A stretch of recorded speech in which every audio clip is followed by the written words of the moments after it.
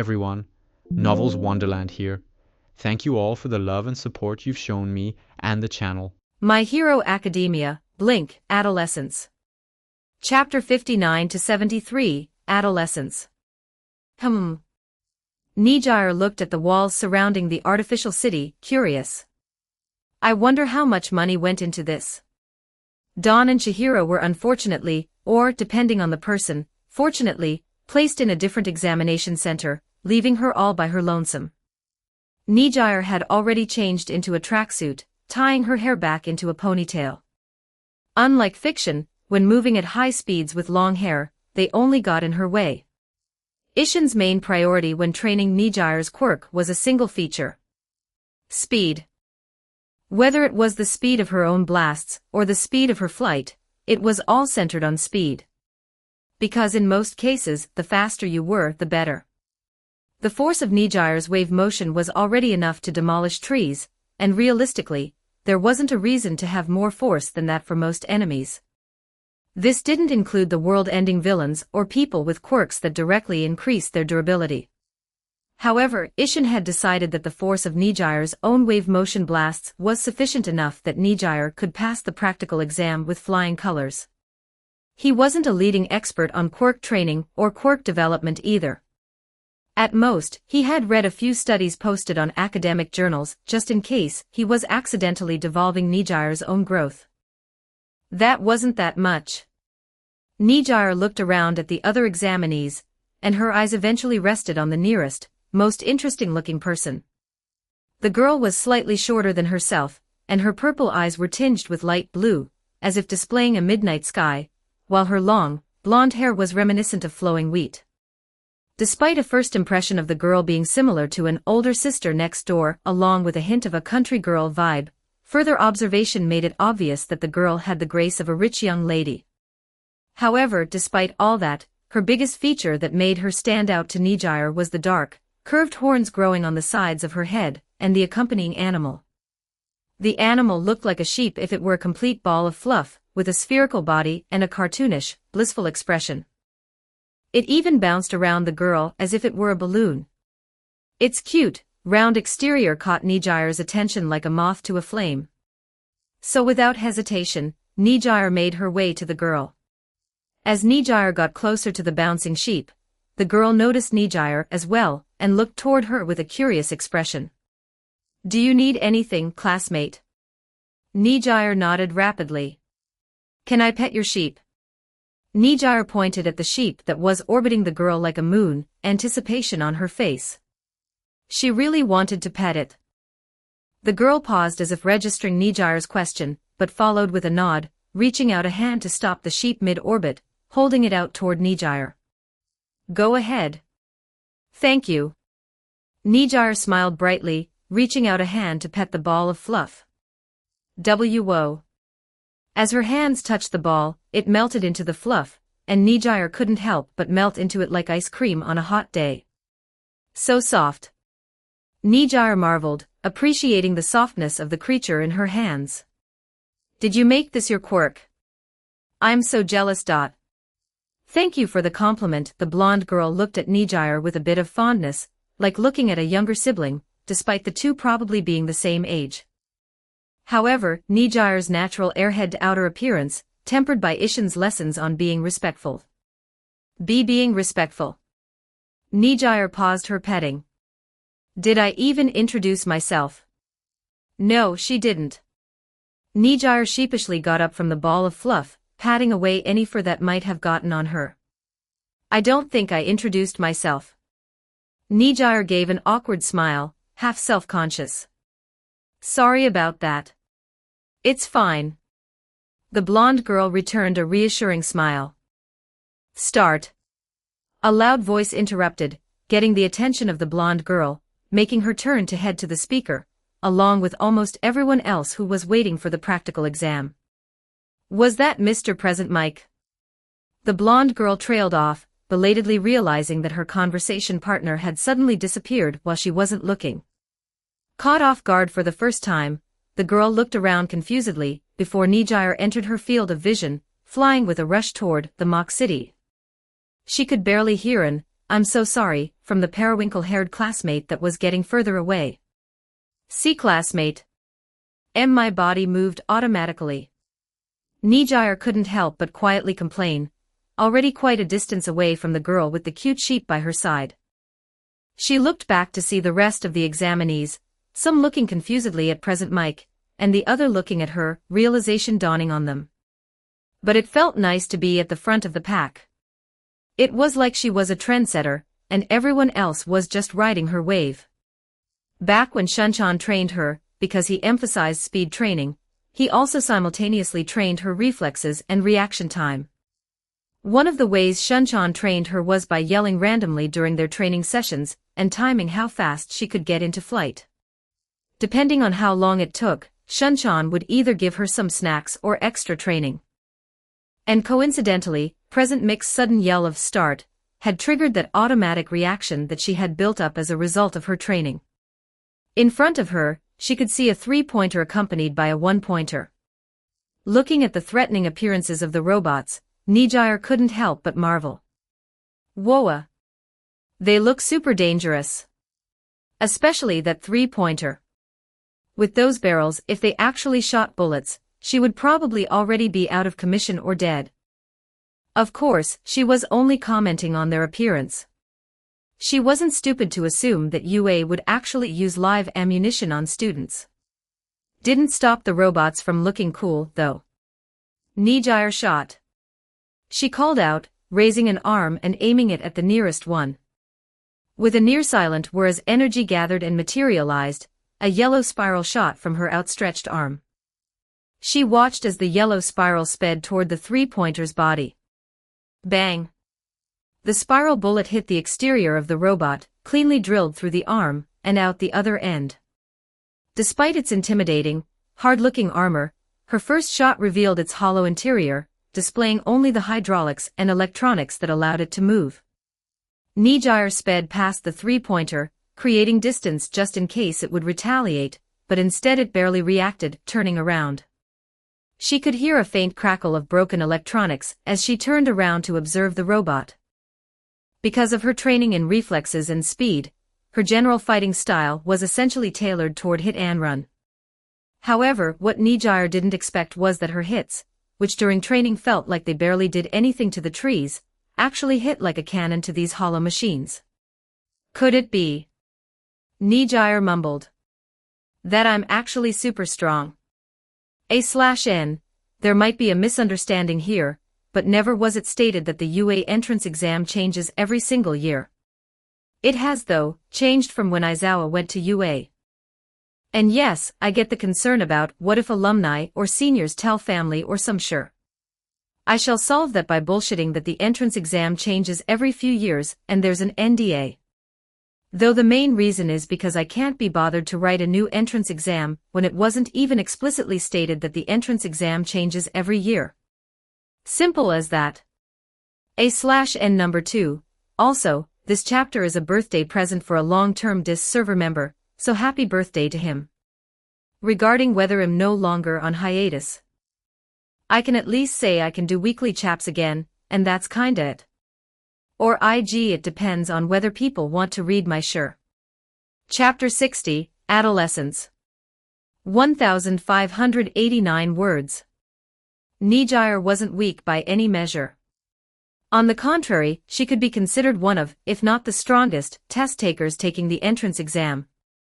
It was just that, compared with Ishin, her attacks felt simply not impactful enough. Unfortunately for Nijire, Ishin was her only point of comparison when it came to the strength of quirks. After all, she got to see him use his quirk in front of her all the time, whereas with pro heroes, she only saw videos or clips. So while yeah, it looked like it did a lot of damage, when you had a friend who reverted all of the damage like it was never there in the first place, the impact was drastically reduced. All of the wooden logs that she pierced through with the drill shot were back to how they were originally, without any indication that they had ever broken. Both mentally and visually, it made her subconsciously underplay the strength of her own quirk. While Ishin had reassured Nijire multiple times on the strength of her own quirk, Nijire wouldn't be Nijire if she didn't completely believe in him. She was old enough not to rely on Shunchan all the time anyway. But now, seeing the metal armor of every robot she encountered get pierced with ease, Nijire quickly backed that thought. It seemed that Shunchan was right. Spiral shot. Bang. Another robot was pierced with her drill shot, adding to her point count. That wasn't that catchy. Nijire complained cheerfully. Shunchan might have given her names for the 3 moves that she knew: drill shot, drill arms, and drill shield, but they were just too boring. It didn't fit her style, you know. So far, her favorite one was Nijire shot, but who knows? Maybe she'd find a better one. She flew up to have a better vantage point to find more robots, but on the way, she saw a familiar face instead. Wasn't that the sheep girl? Nijire raised her arms in a binocular fashion, and furrowed her eyebrows to try to see further into the distance. Judging by the horns and hair color, it does seem familiar. Just as she was debating whether to say hi and apologize again, a movement caught her eye. Lowering her hand binoculars, she scanned the mock city, and saw what had caught her eye earlier. It seems someone needs my help, she said with a small anticipatory smile, accelerating towards the unsuspecting student's location. Arriving quickly, Nijire saw a male student holding down a one-pointer with purple vines, but it looked like that was all they could do. Even now, the one-pointer was still resisting, its will screeching as it tried to move while immobilized. However, that wasn't the most notable thing about the situation. Raho! The boy was hollering at the top of his lungs. It seemed that was the reason why he wasn't getting any help from the surrounding students. Excuse me. Nijire hovered in front of him, waving her arms to get the boy's attention. Ah, yes. Do you need help? Yes, please. Okay. While Nijire wanted to help, seeing as they were still in an exam environment, it wouldn't be nice of her to accidentally steal someone's kill if they didn't actually need her help. With a few shots, the one-pointer sported a few extra breathing holes. Thank you so much. No problem. Good luck with the rest of your exams. Nijire waved goodbye and flew back up to her vantage point. Bang. After making sure that there wasn't anyone to get caught in the crossfire, Nijire quickly dispatched another robot, and then flew up to look for another unsuspecting robot or someone to save. That's number 100. Nijire said with a smile, adding on, minus a few dozen. After losing count after the 30-something robot she skilled, Nijire became more relaxed. While she didn't know what the cutoff was, the amount she had destroyed was probably plenty enough. With this relaxed mindset, she looked around for a familiar face. There she is. And are those more sheep balls? This year has some hits and misses, Eraserhead mumbled. What are you talking about, Aizawa? Midnight countered. Look at them giving it their all. Isn't that what youth is supposed to be? Like that loud guy with the purple vines. He reminds me of you, Yamada. Haha. I'll agree on that one. Present Mike agreed. That blonde kid who keeps getting naked is also very youthful. Makes me wanna go, yeah. What was his quirk again? Permeation. Eraserhead gave a quick response. Permeation, huh, so he even phases through his clothes. How unlucky, haha. Present Mike laughed. But we do have quite a bit of versatile quirks in this batch of students. Vlad King added on. Not much when it comes to firepower, though. On the screen, a short golden-haired girl was shown wielding a long lance and charging a two-pointer whilst riding a metallic horse. On another, it showed a gray-haired girl immobilizing a one-pointer and reaching for the shut-off button. While most students used their quirks effectively, in terms of raw firepower, most examinees didn't have any that stood out. Present Mike nudged his best friend. Isn't that pretty convenient for you? It doesn't matter if it's more convenient or not. As long as they have the potential, they're all students. Eraserhead gave a bland response. After a while, another student caught the staff's attention. That cheery girl is racking up both rescue and villain points pretty quickly, and her control over her quirk is exceptional. Vlad King noted. She hasn't missed once either. Either she's naturally talented with long range, or she's practiced quite often. Snipe added on.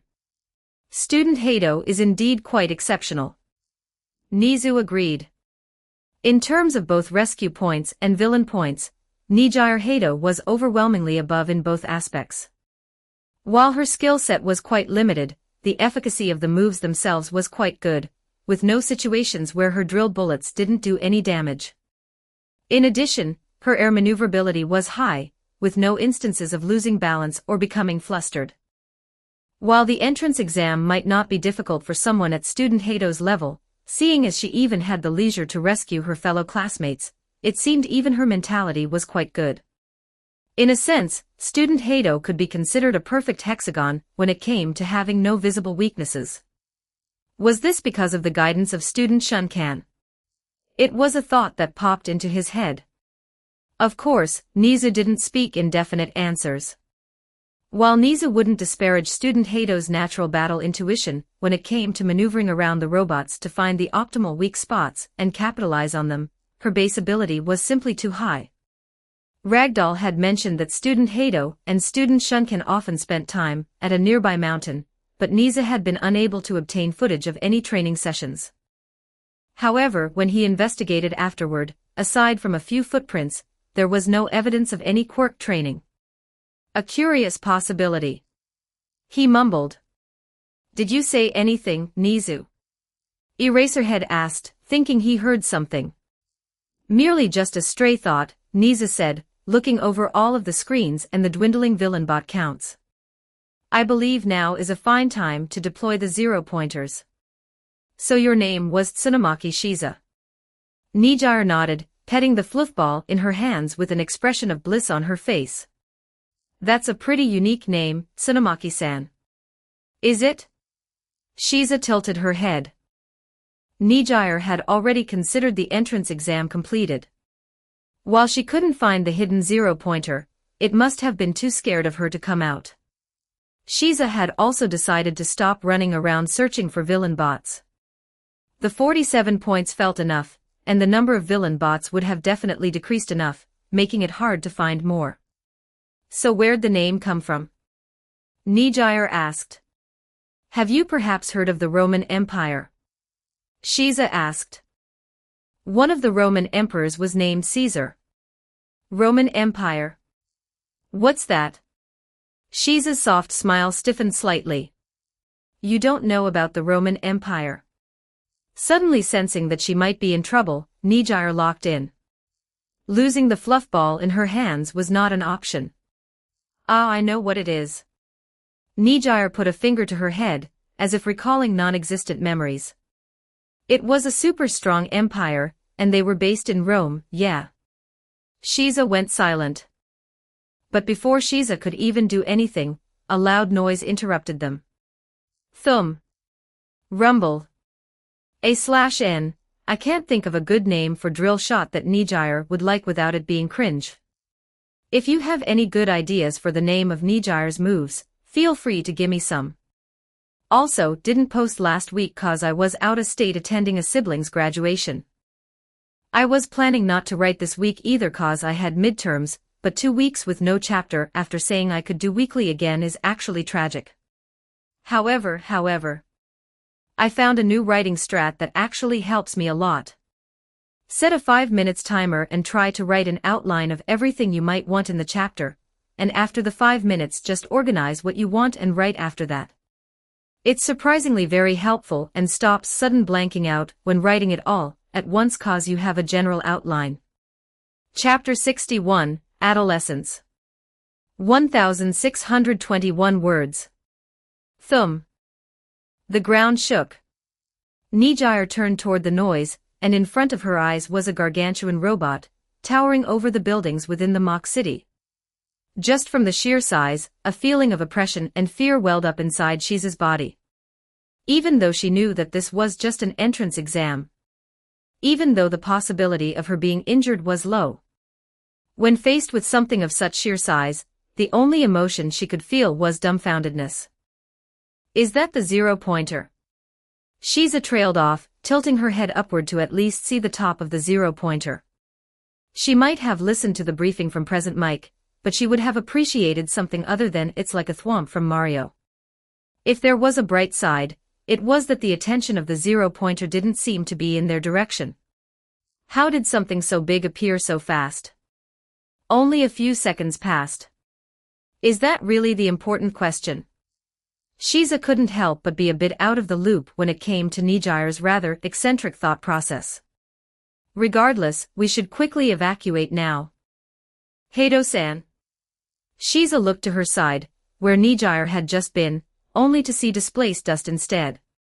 She blinked before hearing a faint yell coming from the distance. Turning her head toward the noise, she saw Nijire looking at her apologetically and mouthing, "Sorry for leaving, I'm going to see if I can help anybody." Shiza watched as Nijire bowed apologetically once more before flying in the direction of the zero-pointer. Why does this feel so familiar? Whoosh!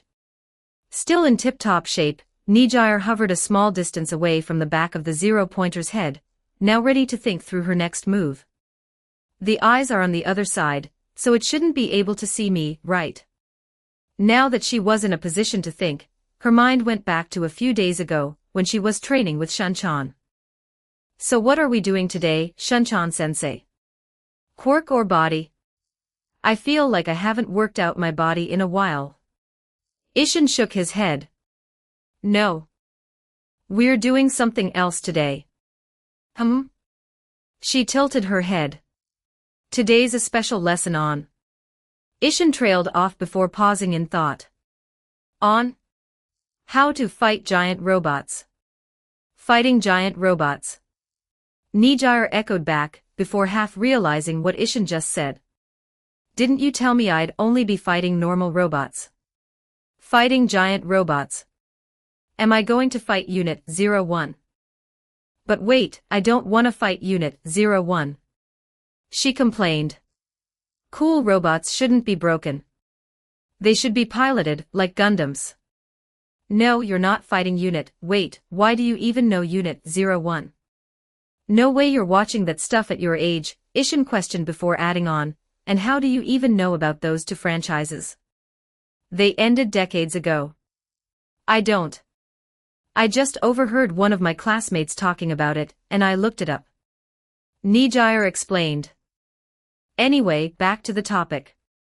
For the next few days, I'm going to teach you what to do when encountering a giant robot on the off chance that you do fight a giant robot. It's not even really fighting, but more of an optimal response when encountering a giant robot. But on the off chance, no complaints. You'll be thanking me later. Okay. I'll have to thank Shunchan when I finish this exam. Nijire nodded and watched the robot move around.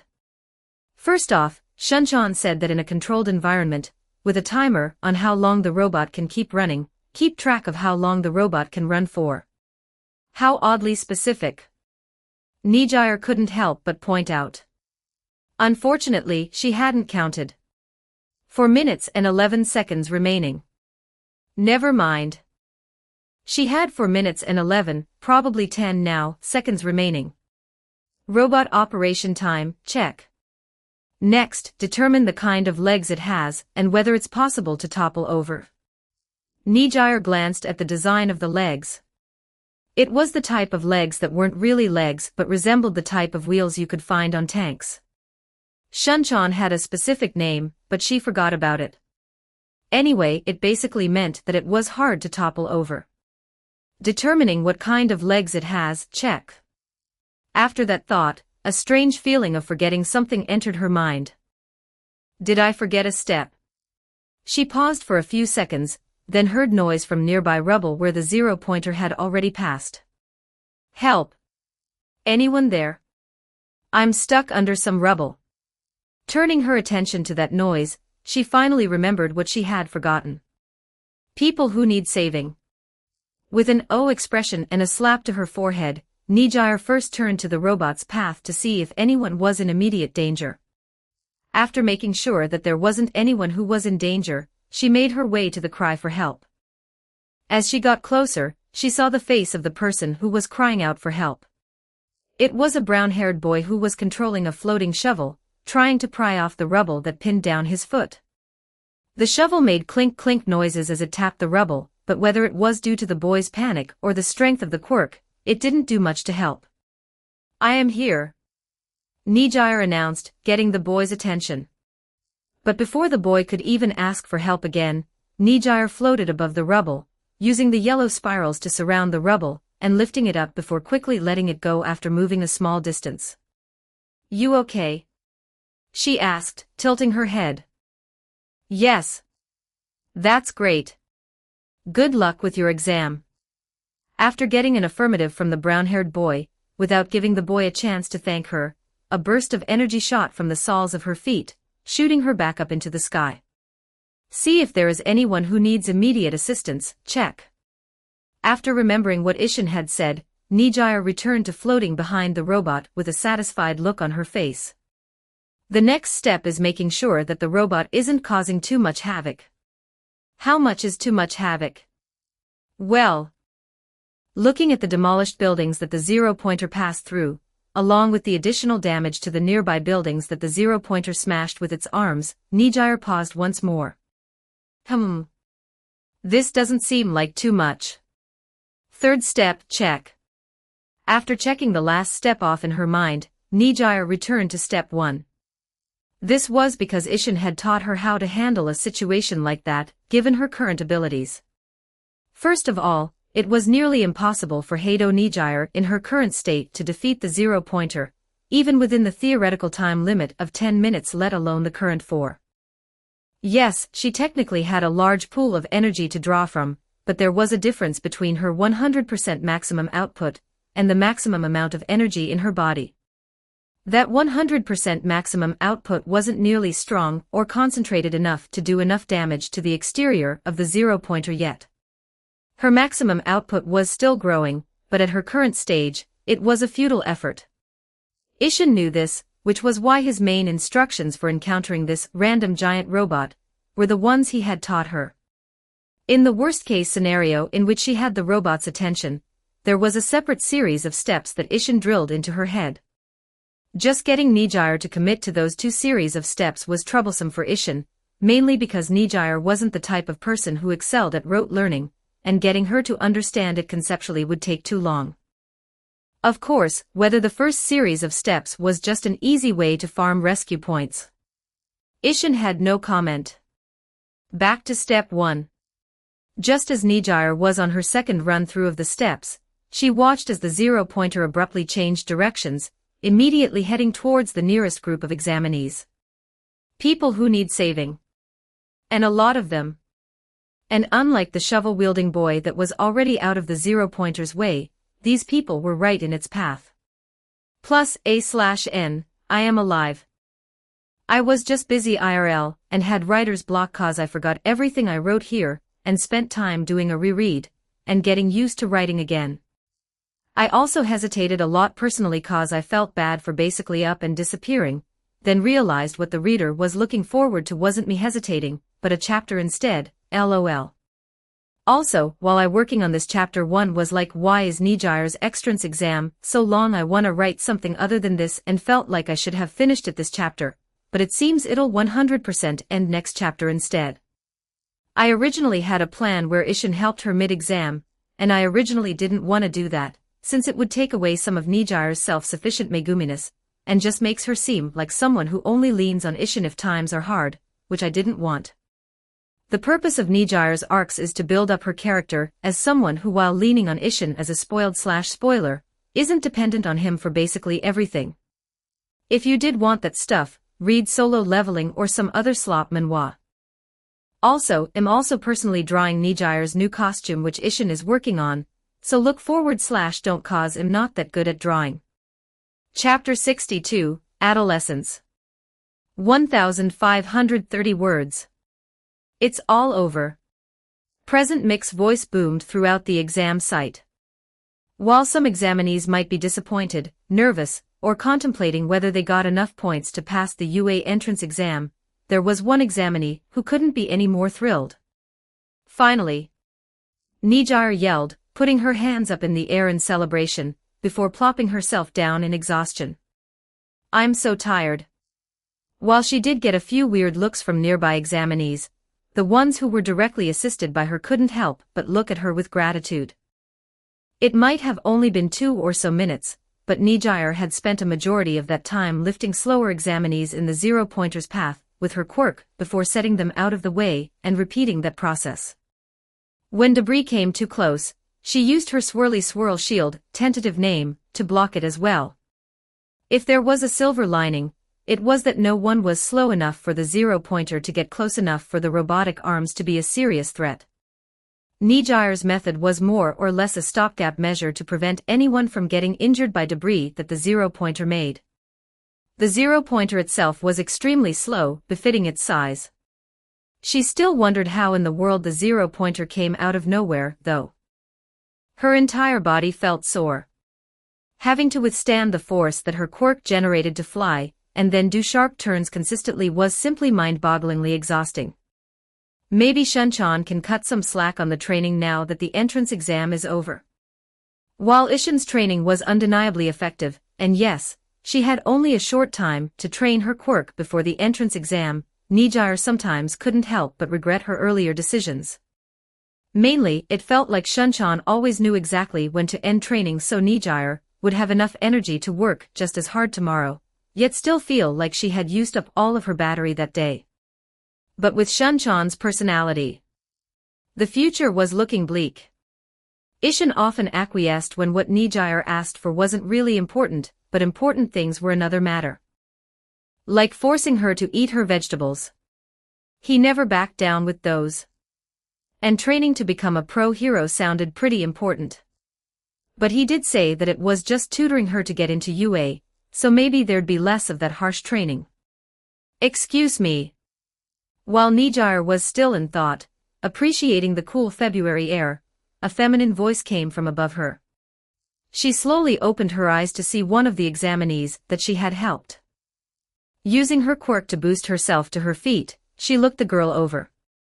If I'm not mistaken, she was the girl with the wolf limbs. "Oh hi. My name's Hado Nijire."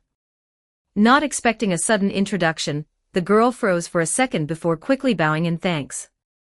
"I just wanted to thank you for helping me earlier." "Oh, no problem."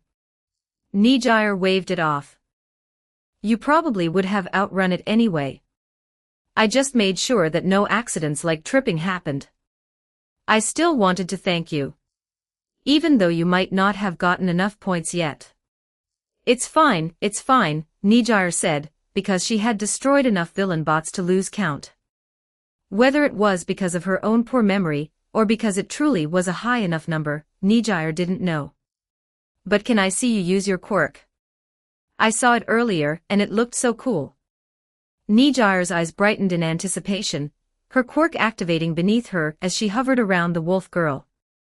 "Oh, As if put off by her sudden enthusiasm, the girl came up with an excuse and quickly made her leave. Watching the girl scurry off, Nijire couldn't help but pout in disappointment. Maybe I came off too strong. Or was she just too tired? Oh, maybe she has to do something embarrassing to activate her quirk. Too late to backtrack now. I should apologize if I ever see her later. Oh well. Should I just go home now? Maybe Shunchan made dinner too. The bento earlier was pretty tasty. Well done, everyone." An old tone, unique from the adolescent voices at the examination site, rang out. She turned her head to that voice to see a face she had really only seen on TV. "Recovery girl." That exclamation caught Recovery Girl's attention, though it hardly mattered since Nijire was already hovering excitedly toward her. Haha, Recovery Girl chuckled at seeing such a vibrant girl even after such a grueling 10 minutes. Such energy. Though it wouldn't do to use your quirk after the exam finished. Oh. Nijire quickly released her quirk, landed softly on the ground, and gave Recovery Girl a sheepish smile. Sorry about that, habit. No need for apologies. With that trademark kind old lady's smile, she reached into her pocket and pulled out a small bag of gummies. Here, have a Haribo candy. Wow, thank you. Nijire took it and raised it as if it were a treasure. I'll savor it. Her interactions with popular pro-heroes were normally limited to a distance, or through the screen, so having a bona fide veteran pro-hero personally give her a pack of gummies was a surreal experience. She had met quite a few sidekicks and lesser-known heroes and even got pictures with them, though. Ho ho. Well then, child, I should be checking for any more injured children. I hope you passed the exam. Ah, sorry for holding you up. She smoothly moved out of the way. But can I get an autograph when I get accepted? When? Ho ho, such confidence. You're free to ask for as many autographs as you want. Though I don't want you to ask for so much, I see them getting sold, ho ho. I would never. Nijire rapidly shook her head. It was amazing meeting you. Nijire gave a quick bow in thanks and headed out of the exam site with the other examinees. Recovery Girl watched Nijire leave with a bounce in her step, a bit bewildered at how she could have so much energy even after that. Maybe it was just adrenaline. Ugh. Ishin was currently working on the most annoying part of Nijire's costume. The visor. Ishin might have photographic memory in this life, but that perfect memory only started from when he first reincarnated. That meant his knowledge of MHA, already pretty limited, got even worse. But with that limited knowledge, Ishin remembered that Nijire's costume, while appealing, wasn't appropriate visually or purpose-wise, so he took the task of making it into his own hands. Maybe doing something as far as making Nijire's costume was a bit too ambitious. Of course, with the time period, some technology that was considered fiction could easily exist in this reality. That also meant that Ishin had read quite a few research papers regarding this technology, since he wasn't familiar with any of that. Understanding the tech itself wasn't that hard, rather, it was surprisingly easy. The issue was that obtaining the materials to make such technology was either extremely difficult without connections, or so convoluted as to be pretty counterintuitive. Money itself wasn't the issue. The process of using it was. While yes, he could make a robotic suit of armor with a box of scraps, he couldn't make borderline fantasy technology with one. It even came to the point where Ishin was contemplating whether he could create elements through the teleportation of chemical bonds and atoms, but the computational power to teleport something at that scale was egregious, and the current omniscient domain couldn't zoom in that far. Maybe if he had the clearance like those scientists at I-Island, this costume-making shtick would already be finished. He had already scoured the Takoba Municipal Beach Park for all of the relatively rare materials that were found in small quantities. Ishin was already wandering tech shops and pawn shops to see if there were any devices with the materials he needed before buying them. Since it wasn't scrap that anyone owned, he had no choice but to buy tech for the smallest parts, and just keep the rest for future use. He was a good Samaritan who made multiple citizens' arrests every day, so it was obvious that he bought the products instead of just stealing them. Right now, he had enough materials to make the visor, but he still needed materials for the parts connected to it. And then he had to code them to work. The future was looking pretty bleak. A/N, wow, blink chapter so fast. Yes, it's a Christmas miracle. Also, I didn't wanna write Nijire doing all that, so I just skipped it, lol. I know if I griped about it too much I would crash out and delay the chapter even further. Thank you Greed Junkie for the advice. For the people who are still waiting for canon, DW. We're getting into canon soon. Not actual Ma canon but another Vigilante's side plot, still considered canon. Isn't that cool? Ishin can nonchalantly aura farm again. Chapter 63, Adolescence. 1276 words. At Nijire's house, after the UA entrance exam, Nijire excitedly opened the door to see Ishin greeting her. I'm home. Welcome back. How was the entrance exam? It was great. It was easier than I expected, but smashing all those robots was really fun. Nijire excitedly recounted. Is that so? Ishin hummed. Quickly taking off her shoes, she opened the Ginkon's sliding door and rushed up to him. Thanks so much, Shunchan. Nijire ran in for a jumping hug before Ishin smoothly dodged. Shooting past Ishin, Nijire activated her quirk, smoothly hovering right before she hit the ground. She turned to Ishin with a hurt expression, but only met his annoyed eyes, making her deflate a little. What are you doing? He asked flatly, clearly expecting her to notice her condition first. Would it kill her to realize what state she was in right now? Trying to hug you. She tilted her head, inching ever closer to Ishin, her hands still outstretched, before he stopped her by holding her at arm's length, his hand on her forehead. Look at what state you're in. He frowned.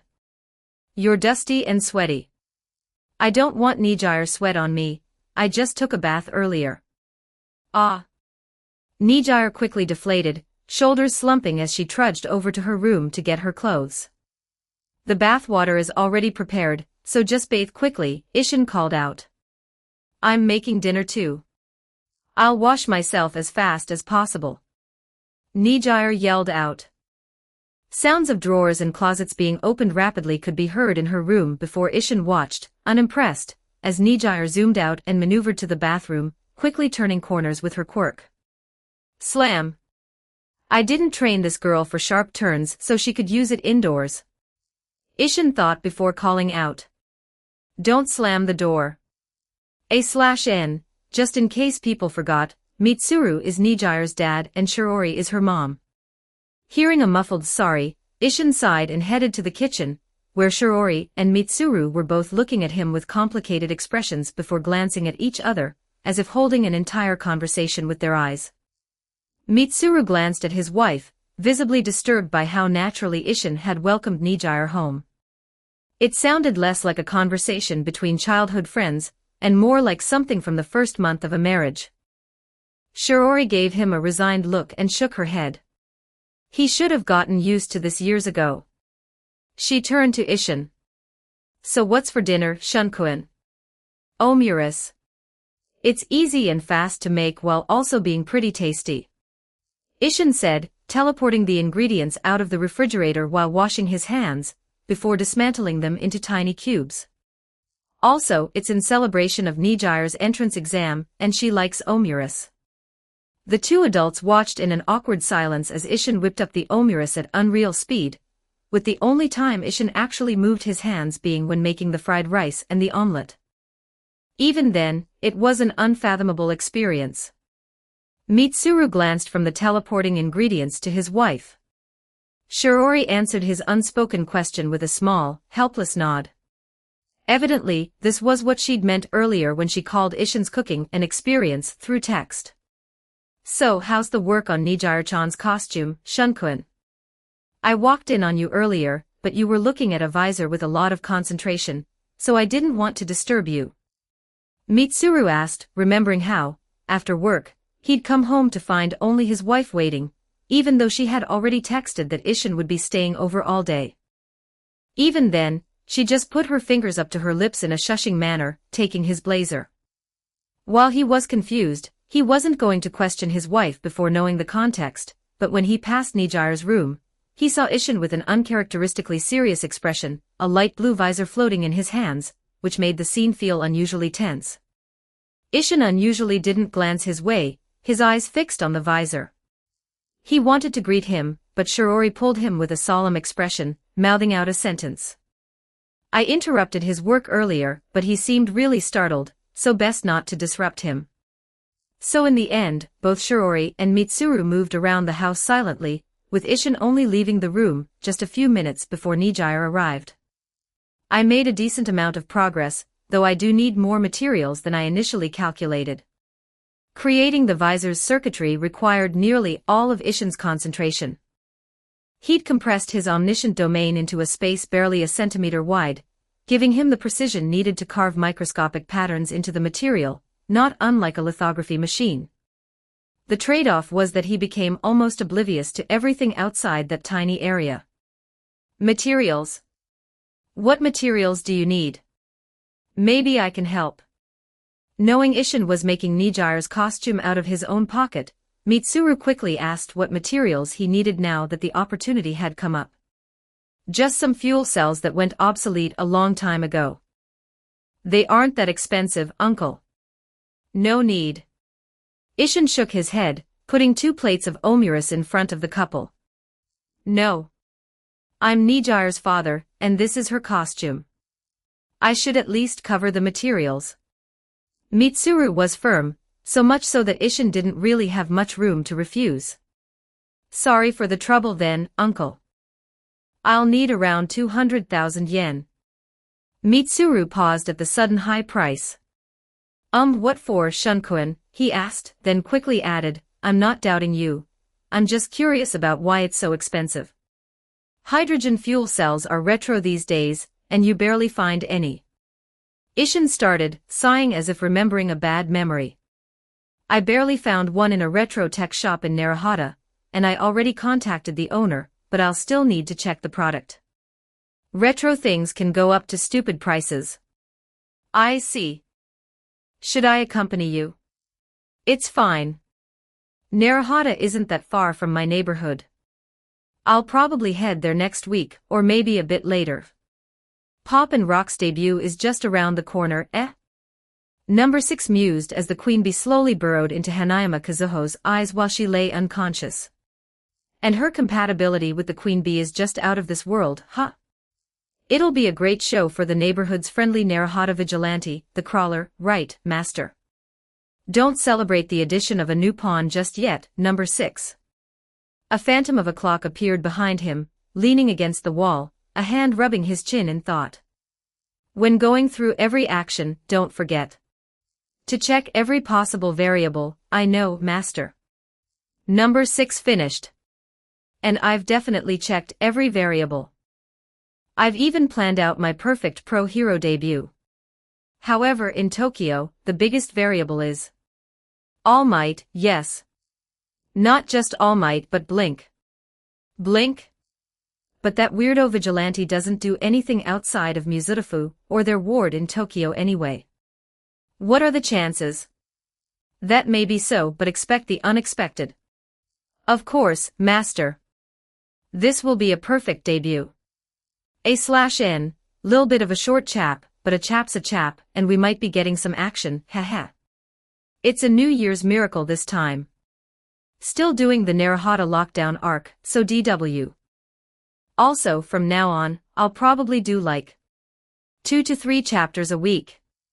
For fun, since week's about to end, I'll also do 1 Power Stone goal for an extra chap next week on the weekend. This FIC is washed, so I don't have much hopes though. 2000 horsepower. Chapter 64, Adolescence. 1236 words. So you're heading over to Narahata tomorrow? Toru asked, taking a bite of her bento, her turquoise hair tied back into a ponytail. Since she was no longer unwillingly invisible, her opinion on hair care had gone a complete 180. I need to buy some stuff over there. Ishin nodded absently, staring up at the rooftop fence as he considered his plans. Though maybe I should probably look around other stores after my fuel cell purchase goes through. He couldn't be bothered to go again, so might as well try to fit as much as he could into that single trip. It was simply too much work, it really isn't. Narahata. I remember heading over there with some friends to try and get a picture of the Narahata vigilantes. Toru mentioned offhandedly. The Narahata vigilantes were pretty popular online, and Narahata was close enough to their neighborhood for a quick sightseeing trip by subway, so it wasn't a surprise that she had already tried looking for them. It was also pretty unusual for a group known online as vigilantes not to have been arrested by the police force yet. Unfortunately, they didn't get pictures of them. Mainly because it seemed like they weren't doing much vigilante activity anymore. Speaking of the Narahata vigilantes, though. But isn't Pop Step officially wanted by the police force for terrorism across Narahata? Toru looked at Ishin, worried. Aren't you worried? What if she comes back and does it again? She's still at large, isn't she? Why would I be worried? We have these so-called heroes trying to catch her, no. Ishin merely shrugged. What was the point of worrying about a small-time terrorist who could control explosives? Not even including his own safety, the number of casualties actually caused by Popstep was 0. It was primarily mass-building damage that led to a subsequent villain designation despite her being a minor.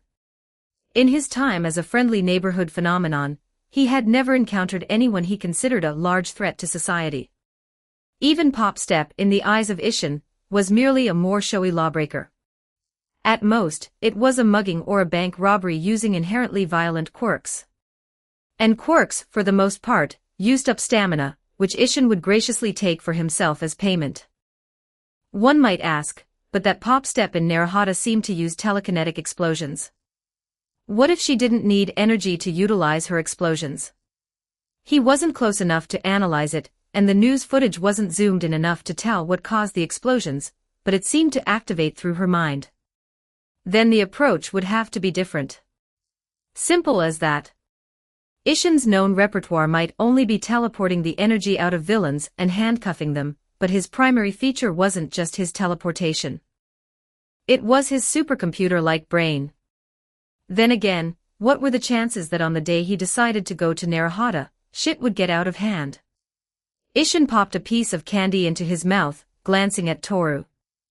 I'll probably be heading there right after school ends tomorrow. Unfortunately for you, you'll have to walk home all by your lonesome. Ha! Toru interjected, a wave of annoyance flooding her.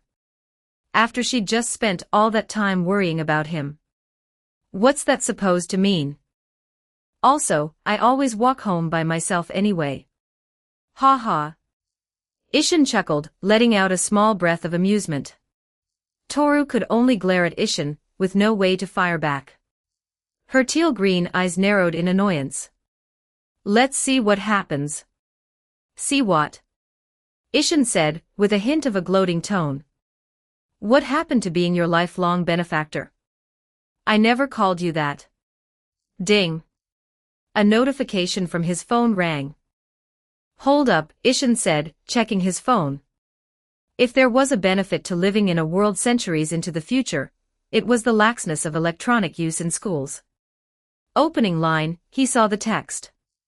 XX_copyking_XX, getting on after school. New patch out. It was a friend. Vani 118, which game? XX_copyking_XX, Palo Rant. Vani 118, character. XX_copyking_XX, Astra Nerf. Vani 118, ALR. Nerf twice in back-to-back patches. If there was one thing that had changed over time, it was that Ishin's friend circle had increased by 1. Though it was an online friend instead of a physical one, Ishin didn't really mind. Despite training Toru and Nijire, Ishin still had plenty of free time. Their sessions rarely lasted more than 3 or 4 hours, and Nijire's costume project had stalled while they waited for the necessary materials. They both had their own lives, too. While Toru and Nijire both played some video games, they were both relaxed game enthusiasts. Like Minecraft 3 or plus Ultra Mario Party 2290 Jamboree. Those two names were enough to give Ishin whiplash when he first saw them, though they were both enjoyable. He preferred action games or shooters, with the occasional RPG. Which is where XX_copyking_XX came in. Games were infinitely more enjoyable when played with someone else, and Ishin was a believer in this line. He had attempted to play shooters with the two girls, before giving up pretty quickly. Watching Ishin text someone else while ignoring her, Toru felt even more annoyed. Is it that Copy King guy again? You know, Shirsho, my parents tell me that you shouldn't trust anyone on the internet, Toru said in a smug, lecturing manner. What if the person on the other side is a bad person? Ishin looked up with an unamused look that he usually reserved for when Toru said something stupid. What's that look for? I know what I said wasn't wrong. She doubled down, crossing her arms and puffing out her chest to look and feel more confident. Ha! Toru. Ishin rubbed his face in mock resignation. Who am I? For a few seconds, Toru fell into thought, using all of her available brain cells. Are you going to start about how smart you are again? You're learning, Ishin said flatly, putting his phone back into his pocket after agreeing to play with Copy King after school. Hey! Toru stood up in indignation, as if she were going to bonk Ishin on the head, but fell back down into her chair in resignation. Realized you can't win. Ishin added, which made Toru feel even worse. Though to answer your question, the probability of Copy King being an adult is extremely low. Now you're just using big words that I don't understand to gaslight me into believing you. She narrowed her eyes, her opinion unchanged. Ishin looked at her with an eyebrow raised in challenge. Are you really this confident? At that look, Toru couldn't help but second-guess herself, but she shook her head, getting those wandering thoughts out. Ishin dryly laughed. Then how about a bet? A bet? Toru's expression turned cautiously curious. Whether the person I'm talking to is the same age as me or not. Plus A/N, last interlude before Naruhata, while also introducing a new friend. You'll probably be able to guess who it is, right? It's a Martin Luther King miracle. Also, how y'all hit 2000 fast as hell, you'll get your bonus chapter on Saturday or Sunday. Another PS goal then. This time it's going to be harder, though there are quite a bit of entertaining fics on WN, so it'll probably be pretty hard. 3500 horsepower bonus chap. Chapter 65, Adolescence. 1365 words. XX_copyking_XX, playing TDY. Vani 118, nah I gotta head out somewhere maybe TMR. XX_copyking_XX, XX_copyking_XX, then I'll rank up without you. Vani 118, you can try LOL. Copy King again? Toru asked, watching Ishin type on his phone. Not going to lecture me this time? Ishin asked, giving Toru a smug glance. No. The previous day, Ishin had somehow produced over 60 pieces of evidence that Copy King was still a student. Though Copy King could have been acting, the month-spanning evidence suggested they were committed to the bit. If there was even a small chance Copy King wasn't their age, Toru could only respect it. Anyway. Toru smoothly changed the subject. Are you going to just use your quirk to get to Naruhata, or use the subway? Ishin casually tossed his phone into the air before it suddenly disappeared. Right after, an indent could be seen in his pocket. What kind of person do you take me for? Obviously, I'm taking the subway. You do know unauthorized quirk usage in public is illegal, right? Toru glanced around to check if anyone saw, but after seeing that the few people still in the classroom didn't seem to be paying attention at all, she whipped her head back to Ishin, narrowing her eyes. Yet all she saw was him giving a casual shrug, hands spread out to his sides. Proof. Toru fell silent but still fixed her glare on Ishin. I curse you to run into Pop Step while you're in Naruhata. But Ishin's expression only turned into a look of mock hurt. Wow, so you want me to die? How sad. After all I've done. Ah. Toru couldn't handle it anymore, lunging toward Ishin in frustration. If I don't get at least one hit off, I'll die of frustration. Unfortunately for Hagakure Toru, hitting Shunken Ishin could be considered a Herculean task. Rather, it was basically impossible. Just as Toru's hand was about to grasp Ishin's shirt, he smoothly backed up, creating a distance that felt close but impossible to cross. After a few seconds of Ishin weaving through Toru's attempts at teaching him a lesson, what resulted was a panting Toru and a relaxed Ishin next to her. Calm down, Toru. Heroes are supposed to be calm in the face of taunting. Think of it as training. Ishin said casually, walking out of the classroom with a huffing Toru in tow. Any souvenirs you want from Naruhata? You're suffering. she said plainly. Not in stock, unfortunately. This place is more rundown than I thought. Ishan mused as he walked the streets of Narahata. Maybe it was due to the recent Popstep terrorist attack, but it felt like a ghost town. Even though there were a decent number of civilians walking the streets, it felt like there was quite a bit of tension in the majority of the people's faces. Though there sure are quite a few pro-heroes walking around here. Unfortunately, the heroes themselves were unknown. If a popular hero did show up here, maybe he'd get a photo and brag about it to Nijire or Toru. A pity. Looking at this place really reminds me of that one hack of going to a place after a terrorist attack to get cheaper stuff.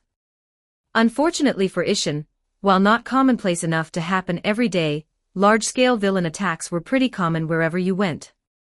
That said, the scale of the attack still mattered when it came to discounts or a lack of tourists. Exceptions may exist, but it was like this for the majority of the world. Maybe there was a bit of an exception for Japan due to All Might. Unlucky, though that sounds like I'm asking for more misfortune. He remembered the retro tech shop was quite a distance from where the subway dropped off. There was also a pretty popular cafe for the locals, run by some pretty scary-looking people. Might as well take a look while he was here. Are you really the buyer? An old man asked with an eyebrow raised at Ishan, who was still wearing his gakuren. And quite unusually, was wearing the gakusi aibo with the gakuren, which was exceedingly rare, considering the time period. He might look older than his age due to his demeanor, but to the old man, Ishan was still a middle schooler. What business would a middle schooler be in buying old fuel cells? Yes, sir. Though I'm just running errands for my parents. Ishan took one look at the old man and changed his approach. A little bit of lying went pretty far, if he didn't want to waste time. That's so. The old man nodded, as if coming up with his own conclusions. I'll get the product out. Do you have enough money on you, kid? Ishan just casually shrugged. Who knows? Depends on the quality of the product. The old man glanced back as he was walking to storage, skeptically watching for a few more seconds before finally getting out of sight. How unfriendly. Ishan glanced over the rest of the tech shop, increasing the zoom of his domain. This guy really just sells collectibles. All of the products here are pretty bad. I saw 2 working hydrogen fuel cells, but if he tries to sell me a dud. The old man walked out with 2 cylindrical objects in his hands. From the look of his tense arms, they obviously weighed a decent amount. So they are the real deal. Ishan thought, eyes wandering over the 2 fuel cells. Maybe judging someone by their demeanor was a little too much. He learned something new. Maybe the old man was just the serious mechanic type. Ere they are. Don't know why your parents would be needing this junk though. The old man rambled, setting the 2 fuel cells on the counter, a light thud accompanying it. Even if you get it to work, the uses are pretty limited. They're quite the tech enthusiasts. Ishan put on a polite smile. Do you take online payment? Sure do. The old man said, surprisingly taking out a phone that didn't fit the vibe of the rest of the retro store. 200,000 yen. Just as Ishan sent him the money, something unusual stirred at the edges of his now back to normal-sized domain. It pulled his attention away from the shop. Bees? Was it even bee season? And Narahata was a pretty urban area. You need something to help carry 'em.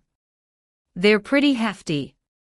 The old man trailed off, watching Ishan casually pick them up and set them into the school bag as if they weighed nothing. No need. Ishan shook his head, readjusting his cap and bowing towards the old man. Thank you for the service, sir. Yeah. Come back if your parents need something else. Ishan walked away, holding his school bag in one hand like it weighed nothing. After all, the fuel cells were no longer even in this dimension. Well, it is a quirk world. The bees are probably controlled by something. Ishan shrugged, making his way to that cafe run by some unique-looking people. The pictures on social media even showed a person who looked like a praying mantis. That looked pretty interesting. And so was the group of 4 in a warehouse 1 kilometer to his southwest. One of them even looked pretty familiar. If he remembered correctly, that was the crawler, wasn't it? Now that he thought about it, wasn't it the crawler who was with Captain Celebrity back at the Sky Egg? Should I try to get a photo and brag to Toru? Decisions. A/N. Okay, we're finally getting to the action next chapter. Really be feeling like One Piece pacing at this point, I can't even lie. Though my chaps are short as fuck, so please cut me some slack, I'm begging. A Disc member gave an apt description about how I'm feeling about Isshin. Bro is the Gojo to me regarding this FIC, cause if bro has the chance this FIC, every enemy is going down instantly. Quite stressful ICL. It's also a very nice Valentine's Day miracle, no. 3,500 horsepower bonus chap. Chapter 66, Adolescence. 1,343 words. In the end, Isshin spared the crawler from an impromptu fan meeting. Adjusting his hat, he searched for the location of Hopper's Cafe. Not far. That's good then. Jingle. Isshin entered Hopper's Cafe, which seemed empty.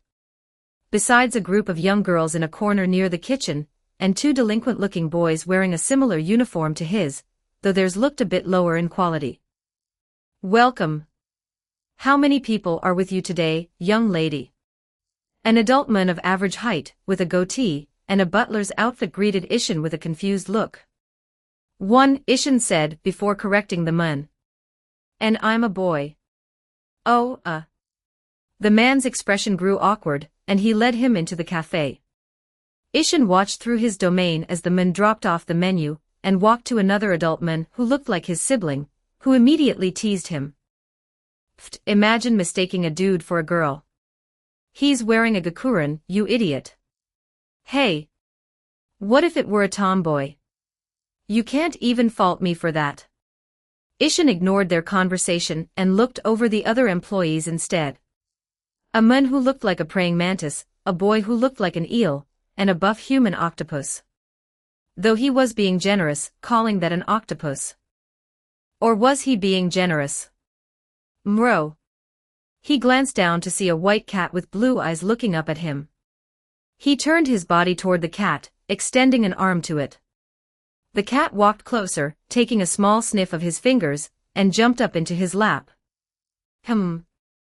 Despite not caring much about household pets or animals in general, even Isshin fell victim to cats, and he found himself relaxing into the moment. Giving a small scratch to the cat's chin, he watched amusedly as the cat purred, relaxing into his lap. After ordering a warm latte, he took a picture of the latte art, and then took a selfie with the white cat in his lap. Still petting the cat, his eyes wandered between the 3 mutant quirk users with curiosity.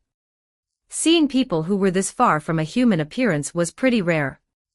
Personally, Isshin didn't care much about mutant quirks. They were all people with quirks anyway. He could have been one of them. Though were quirks supposed to change the natural biology of humans to this extent? At least, throughout Isshin's arguably short life, the only other thing that looked remarkably similar to them was that skinwalker-looking person back in Nijire's hometown. That praying mantis-looking person. What are you looking at? Seemed to have noticed his gaze, and fixed Isshin with a glare that would probably look intimidating to the average person. Isshin didn't care. Instead, he was more curious about something else. After all, suddenly seeing specimens, wait, that sounded quite morbid even for him. Correction, suddenly seeing similar victims of a situation he had researched a while back was quite the coincidence. Just because he was anonymous for almost all of his activities didn't mean he was scared of anyone or anything. It was simply too bothersome. But when something, or someone, piqued his curiosity, even someone as uninterested as Shunken Isshin would move. You. Are you bioengineered? That skinwalker-looking thing back then was also probably bioengineered, now that he was looking at it from a more educated point of view. And after that day, he studied anatomy and biology to a satisfactory extent, just to prevent something like that from happening again, not that he ever got to use that information. The praying mantis frowned, moved closer to Ishin, and looked down at him with skepticism. What's a bioengineered? You calling me a freak? Kamachi Kurihito might be a reformed villain, but that didn't mean he was about to take some disrespect in the same cafe that he managed, even if it was by a little kid. Ishin paused at that answer before shaking his head. It's not an insult, sir. He paused in thought. How should he describe it in a way that would make sense? Were you born looking this way? Or did something change you later? He asked, taking a sip of his latte. Ha! You think I want to look like this? Kurihito started to say more, but two people held him back, one of whom was the brother who greeted him at the entrance. Kamiyan, calm down. He's just a kid. The bald one tried to calm the praying mantis down. Yeah. Deal with it for a few minutes. The one who mistook Ishin for a girl looked at him with a mix of apology and accusation. Kurihito might have been a bit hot-headed, but he wasn't rude to children for no reason. He believed Ishin had probably said something unintentionally rude. Customer. May I ask what you said to our manager that got such a reaction out of him? Is your friend here bioengineered? Ishin asked. Now Hatajiro and Hataichiro might not have been the sharpest tools in the shed, but those words sounded a bit familiar. Bioengineered.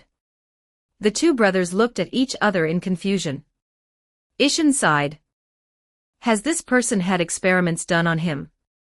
The two brothers looked at each other again, and a look of understanding passed between them. Experiments. The praying mantis seemed to know that word too, and his annoyance turned into confusion, then suspicion. I'm impressed at the variety of emotions a guy with a face like that can have. Ishin offhandedly thought. How did you know? Like a spinning compass of justice. The compass kid is never lost. An unathletic-looking man spun around before pointing in an irrelevant direction. I suppose that's what you'd call my catchphrase. Compass Kid trailed off before talking about his own circumstances. Beside him stood an unassuming man wearing a hat and a trench coat, a kind smile on his face. But behind that kind smile was the mastermind behind the Bebop terrorist attack. It's been a while, and it's even time for my own pro-hero debut. He hadn't participated much in Bebop's debut day, half because it wasn't the best time, and half to make sure anomalies wouldn't occur the first time. All Might didn't come, and no signs of Blink moving either. If nothing too anomalous happened today, then today would be the perfect day to debut as the high-speed hero, O'Clock 2. Though he did have contingency plans for both All Might's and Blink's appearances. But just once, before I hang up the cape for good, I'm hoping my kids will get to see their old dad looking cool. Boom. So you're telling me that you studied biology? Hatajiro asked, now sitting across from Ishin with his brother, Hataichiro, and the praying mantis person, Kamachi Kurihito. While the unusual group did get some looks from the few people in the cafe, Ishin remained casual about it. Are you some kind of villain? Ichiro asked. Seeing as it wasn't every day that someone came into the store interested in the employees, and how old the kid looked only made it even more suspicious. Ishin shook his head. Of course not. I found out because my quirk told me that there was something wrong with Mr. Kamachi. Jiro helpfully added. Mr. Kamachi here. Ishin finished. That's so. Then what's your quirk supposed to be?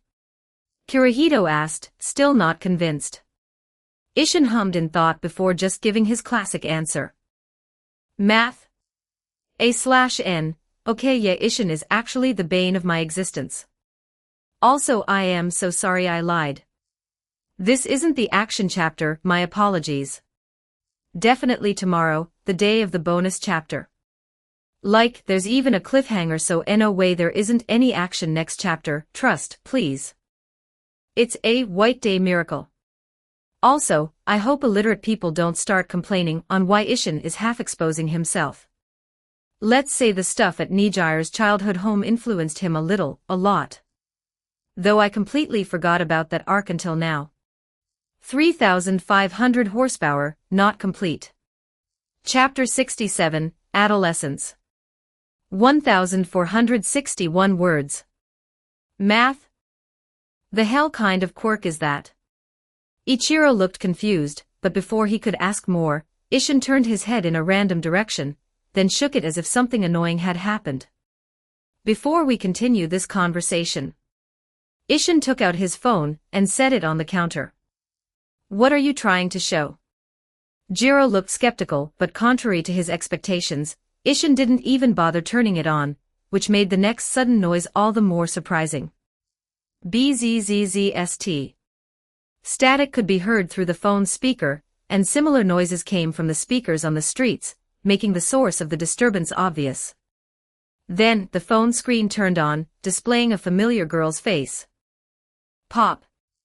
The two Hata brothers yelled, drawing the attention of the rest of the people in the cafe. Pop's back. A group of 5 girls and 4 boys came up to the table where Ishin was discussing with the brothers and the praying mantis person. They seem pretty close to Pop's step. Ishin noted inwardly, observing the worried expressions on the group's faces. Ichiro was decisive, getting out of the seat to lower the shutters. Wait, who the hell are you?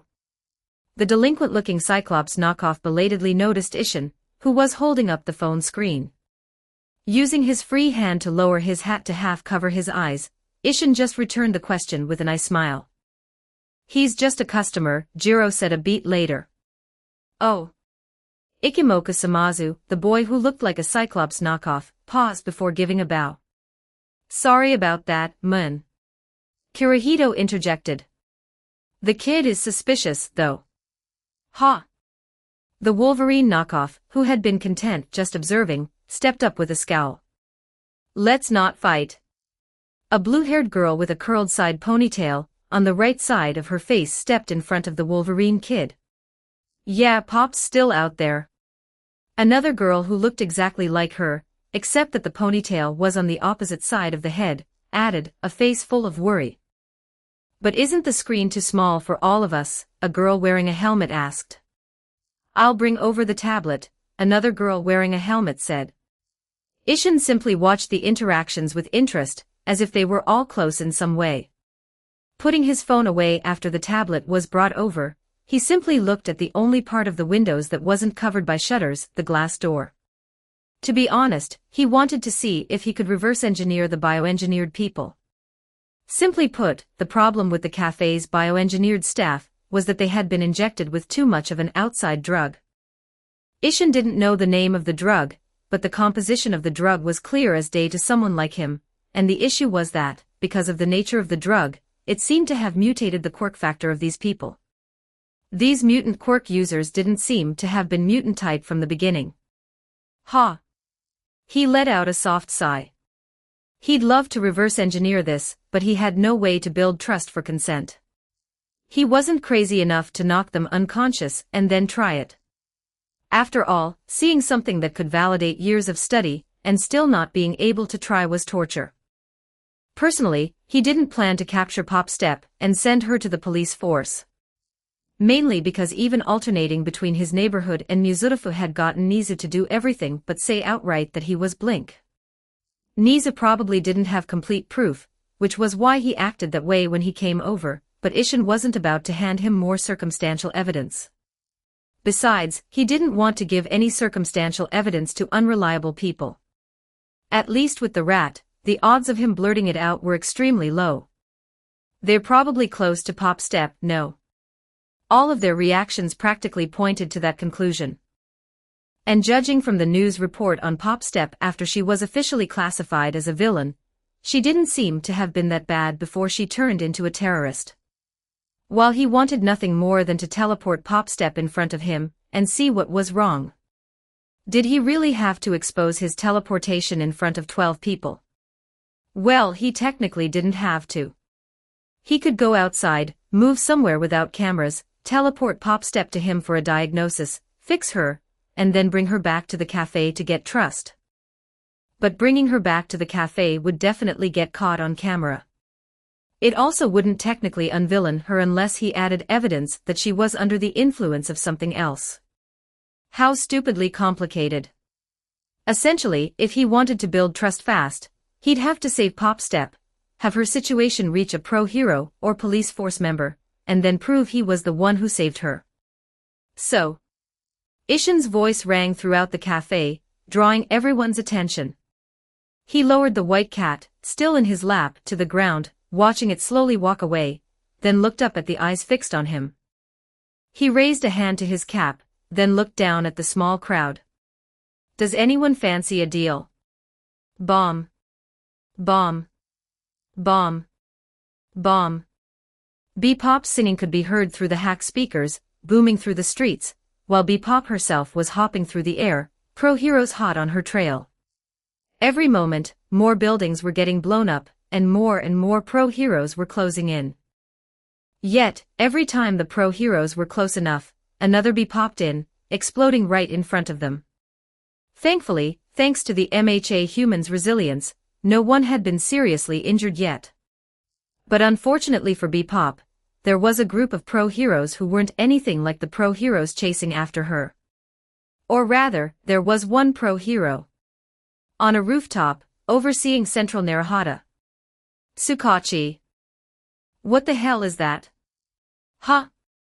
Mr. Worldwide, Tsukachi Naomasa, turned around, face to face with the number 2 pro-hero. The flame hero, Endeavor.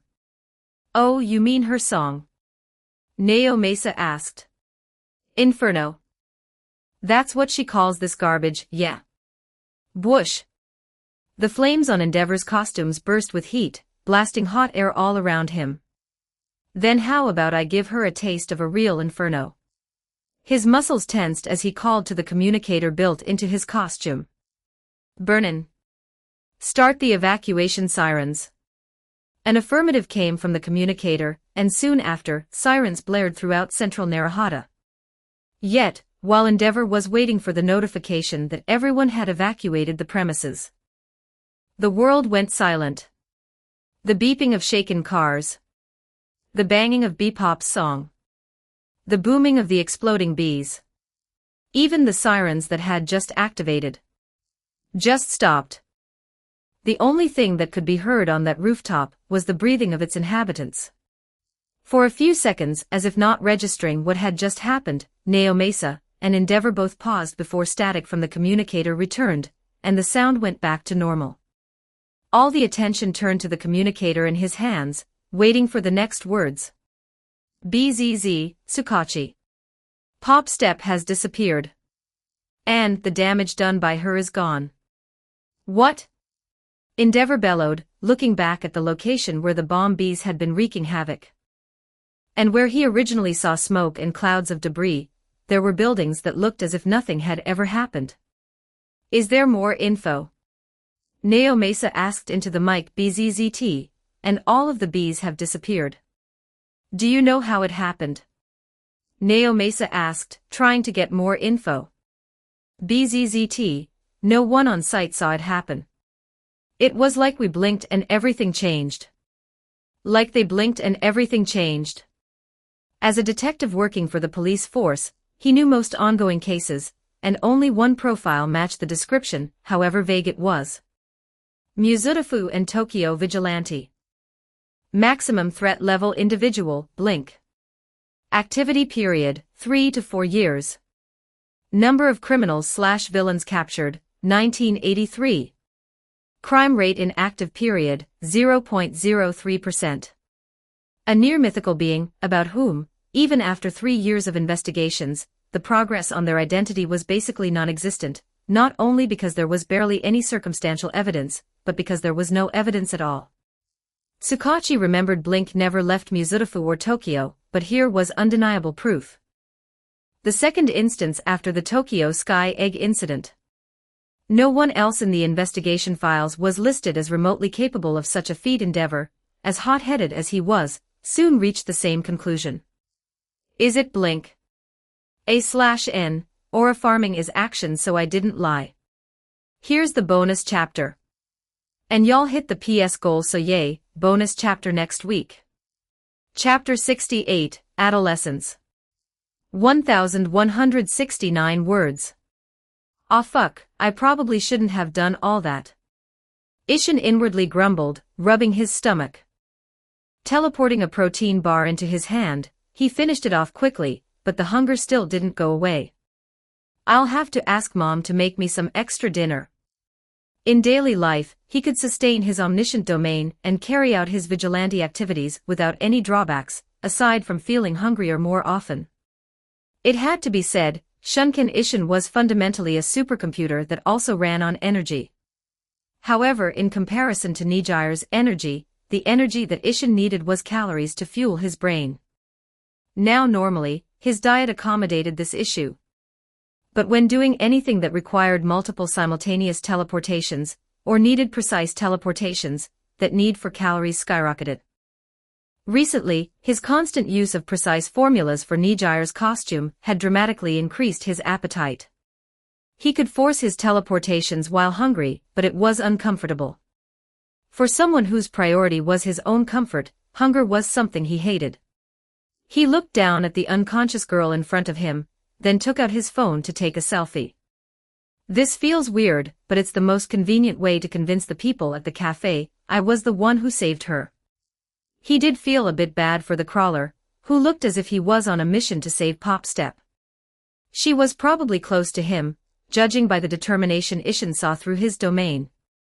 Too bad he needed her to build trust. Rather, based on the feedback on his domain, one pro-hero in the group assigned to arrest her seemed very suspicious. Though even if the man looked shady, he hadn't actually done anything. If adjusting a hat and looking devious counted as probable cause, Ishin would have already arrested him. Maybe he should have waited a few more seconds to see whether that person would do anything befitting that shady demeanor. He took out another protein bar and popped it into his mouth, chewing with a grimace. Ugh. The feeling of his stomach being filled but the hunger not going away was pissing him off. As he observed Pop Step more clearly, Ishin understood what he was looking at. First off, she seemed to be under the influence of the parasitic bee in her left eye. Second, she had also been injected with a drug, not unlike the bioengineered people at the cafe. Ishin raised a hand, reaching closer to Pop Step's head. While rebuilding Pop Step's lost left eye was basically impossible for him, since even he couldn't create something out of nothing, there probably wouldn't be any lasting effects. Not having her left eye didn't count. Before he started, he needed to make sure no one could distract or catch him while doing this. He might be in an abandoned building in an area with little to no people, but from what he observed of the pro-heroes chasing Pop Step, there seemed to be a person with a searching quirk. He didn't know how someone with such a versatile quirk looked like a bum, nor had he ever heard of Compass Kid until then, but there were probably inherent weaknesses to it. Still, it's better to be safe than sorry. Extending his omniscient domain, he concluded that the minimum time he had was only 7 minutes, before he would need to re-extend it when calculating the potential capabilities of the pro-heroes within his domain. Not applying external variables, which could further reduce that time. Then let the surgery begin. She's gone. Following the other pro-heroes, Number 6 had originally planned to stop them from capturing B-Pop, and wait for the right moment to become the savior. And if the crawler tried to intervene like last time, he could catch him along with saving B-Pop for a perfect debut. But before the plan could even come to fruition, someone intervened. It's Blink. The phantom of a clock appeared behind him, leaning on a wall. Blink has left their domain of influence. It was unprecedented information. After all, the chokehold that Blink held within their own sphere was undeniable. Not only was there basically no crime in those areas, but even the value of property in those areas had risen exponentially over the time period. Blink not moving from their own spheres of influence, even after years had passed, was what gave Number 6 and the Villain Factory the ability to carry out their activities in Narahata. It was also what gave All for One the confidence to send Number 6 to Narahata. The next best course of action. The phantom o'clock hummed. would be to cease activity within Narahata until further action from Blink. Number 6 didn't respond, but barely visible was the bulging of his muscles and reddened eyes. Number 6's contingency plans for All Might and Blink were similar but different in key ways. As strong as All Might was, he was still human and could be fooled. Number 6 would simply need to act as an assisting pro-hero and calmly disengage after the event ended. Blink was a complete unknown, and even their abilities were only speculated. All for One believed Blink had some sort of ability to observe a large area of land in the form of limited omniscience. When All for One conveyed that possibility through the Phantom O'Clock, Number 6 concluded he would need to act naturally, even using the overclock quirk to make it feel as organic as possible. Then he would have to vacate the premises as far and fast as possible, even if that looked suspicious to the other pro-heroes. Number 6's contingency plan for Blink was filled with holes, but it was the best he could do. After all, Blink had only left his sphere of influence once, for the Sky Egg incident during the 3 to 4 years he had been active. Until they could verify that this was an exception and Blink wasn't coming back, the Villain Factory's activities would have to leave Narahata, and maybe even Tokyo. Shit, shit. That cheater. Even though Number 6 understood Blink's general capabilities, that experience left him feeling unfairly outmatched before he could even use his quirk. He could only retreat, tail tucked between his legs. Since when were quirks supposed to be this strong? Plus A/N, well, you guys will get your bonus chap this weekend. Also, I feel like I've overestimated the number of people who actually know vigilantes, so I'll probably skip the Narahata lockdown and end this arc soon, and use Number 6 at a later time. One more arc or two to build up a few relationships, platonic, and an interlude, and then I'll probably time skip to canon, finally. Also, I feel like I'm low-key locked in for writing RN, this chap didn't take me that long, and I'm bursting with ideas. So 2 PS goals then. 3,000 horsepower, bonus chap number 1, easy hit 1. 4,500 horsepower, bonus chap number 2, hard 1. Chapter 69, Adolescence. 1,509 words. Ishin looked at the queen bee wriggling in a plastic bottle he teleported from a nearby trash can. That's pretty disgusting. The queen bee looked like any other queen bee you'd find in the wild, except its abdomen was unnaturally swollen and pulsating like flesh. Ishin reached out to place the queen bee he extracted from Popstep next to Popstep's head, taking another photo for comparison and as proof. No way they don't believe me after all this. In another plastic bottle, a small amount of liquid sloshed around inside. This was the drug Ishin had seen among the mutants in Hopper's cafe. So does this drug just give you melanin? After he extracted all of the drug he could, Popstep's skin slowly turned paler, tinged with a little pink flush. Though seeing as she was breathing heavily throughout the surgery, it was probably because she was hot. The surgery was a success. At the very least, there would probably be no future issues with this girl's health unless someone put a parasite in her right eye too. Ishin couldn't guarantee her mental state, seeing as even though he could observe neurons firing, he didn't have a set way to decipher what those electrical signals were conveying. But she was alive and physically healthy, no.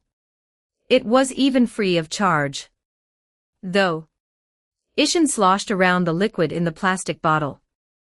This is an interesting drug by itself. And it looks like it even enhances the effects of quirks. Though teleportation wasn't even really a quirk in the first place. But it did seem like the kind of contraband that underground organizations would pass around or deal with in a quirk society. Does seem like a fun side project though. Ishin tossed the plastic bottle up into the air, and it disappeared out of existence.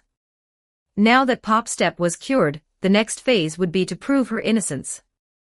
Unfortunately for Ishin, that would be his least favorite part of his plan by far, and just thinking about it reduced his motivation. Extending his domain, he immediately looked for candidates who would be fine to help his patient. He wasn't actually going to be showing up as is, but more through a mimicry of light refraction utilized through his teleportation. Not doing so would be stupidity on the level of those so-called internet experts who were an astronaut, doctor, and yoga instructor at the same time. Ishin was skimming through the available pro heroes that were still in Narahata, which surprisingly was actually all of them, with the addition of a few more. Ishin assumed that his sudden appearance had caused the sudden increase in pro heroes in the area. There was little reason for there to be even more pro heroes after Popstep suddenly disappeared. Other than himself. But to be honest, that only gave Ishin a wider variety to choose from. Am I really that popular? Even Endeavor hasn't left. First off, no more than one person. Second, they had to have some street cred. And third, they had to be mentally stable. Then I guess I'll choose you then. As he finished that sentence, a small layer near his skin rippled before immediately turning into the color behind him. If someone were to look at Ishin now, they would see nothing but a disembodied voice. ALMOSTFORGO. Almost forgot. Right after, even that voice became distorted, as if it was created by combining all the sounds in the world. It wasn't really that exaggerated, more or less splitting the wave into different sections and then rearranging the waves. He had a bit of fun developing that. It took quite a bit with both to have a set formula, so he didn't have to try so hard to improvise, like when rebuilding the buildings. Even though both of them were quite intensive, seeing as they were continuously sustained, when he activated the formula, at least he had the opportunity to use it now, rather than just bragging about it. Ishin inwardly noted to optimize those formulas more later. He popped another calorie bar into his mouth, before disappearing from the spot. When Midnight arrived at Narahata, dressed in a trench coat and a hat, she had planned to help Pop. Her quirk was perfect for subduing with little to no conflict, and it was the duty of both a pro hero and a friend to help her. Though, she had to say, suddenly being drafted through the Hero Network for a vigilante search was not in her plans. As a pro hero and a user of the Hero Network, she also knew of Blink and their modus operandi, the target of Blink's quirk being sent unconscious to the nearest police force building. It worried her a bit, since this scenario was an exception. Additionally, she wasn't afraid to admit that she felt this search operation was pointless.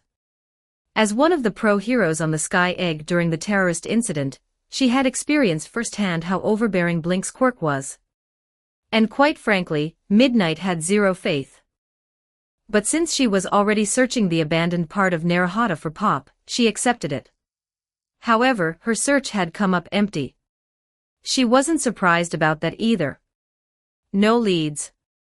Nothing. I've already circled this area multiple times, and other than the occasional thug who ran away at the sight of me, this place is empty. I guess I'm heading back. She sighed. But just as she turned to leave with a hint of disappointment, a distorted voice came from behind her. Wait. Wait. Her entire body froze, not from a quirk, but from the sheer, inhuman quality of the voice. It was like someone trying to mimic human speech. The voice itself was uncanny.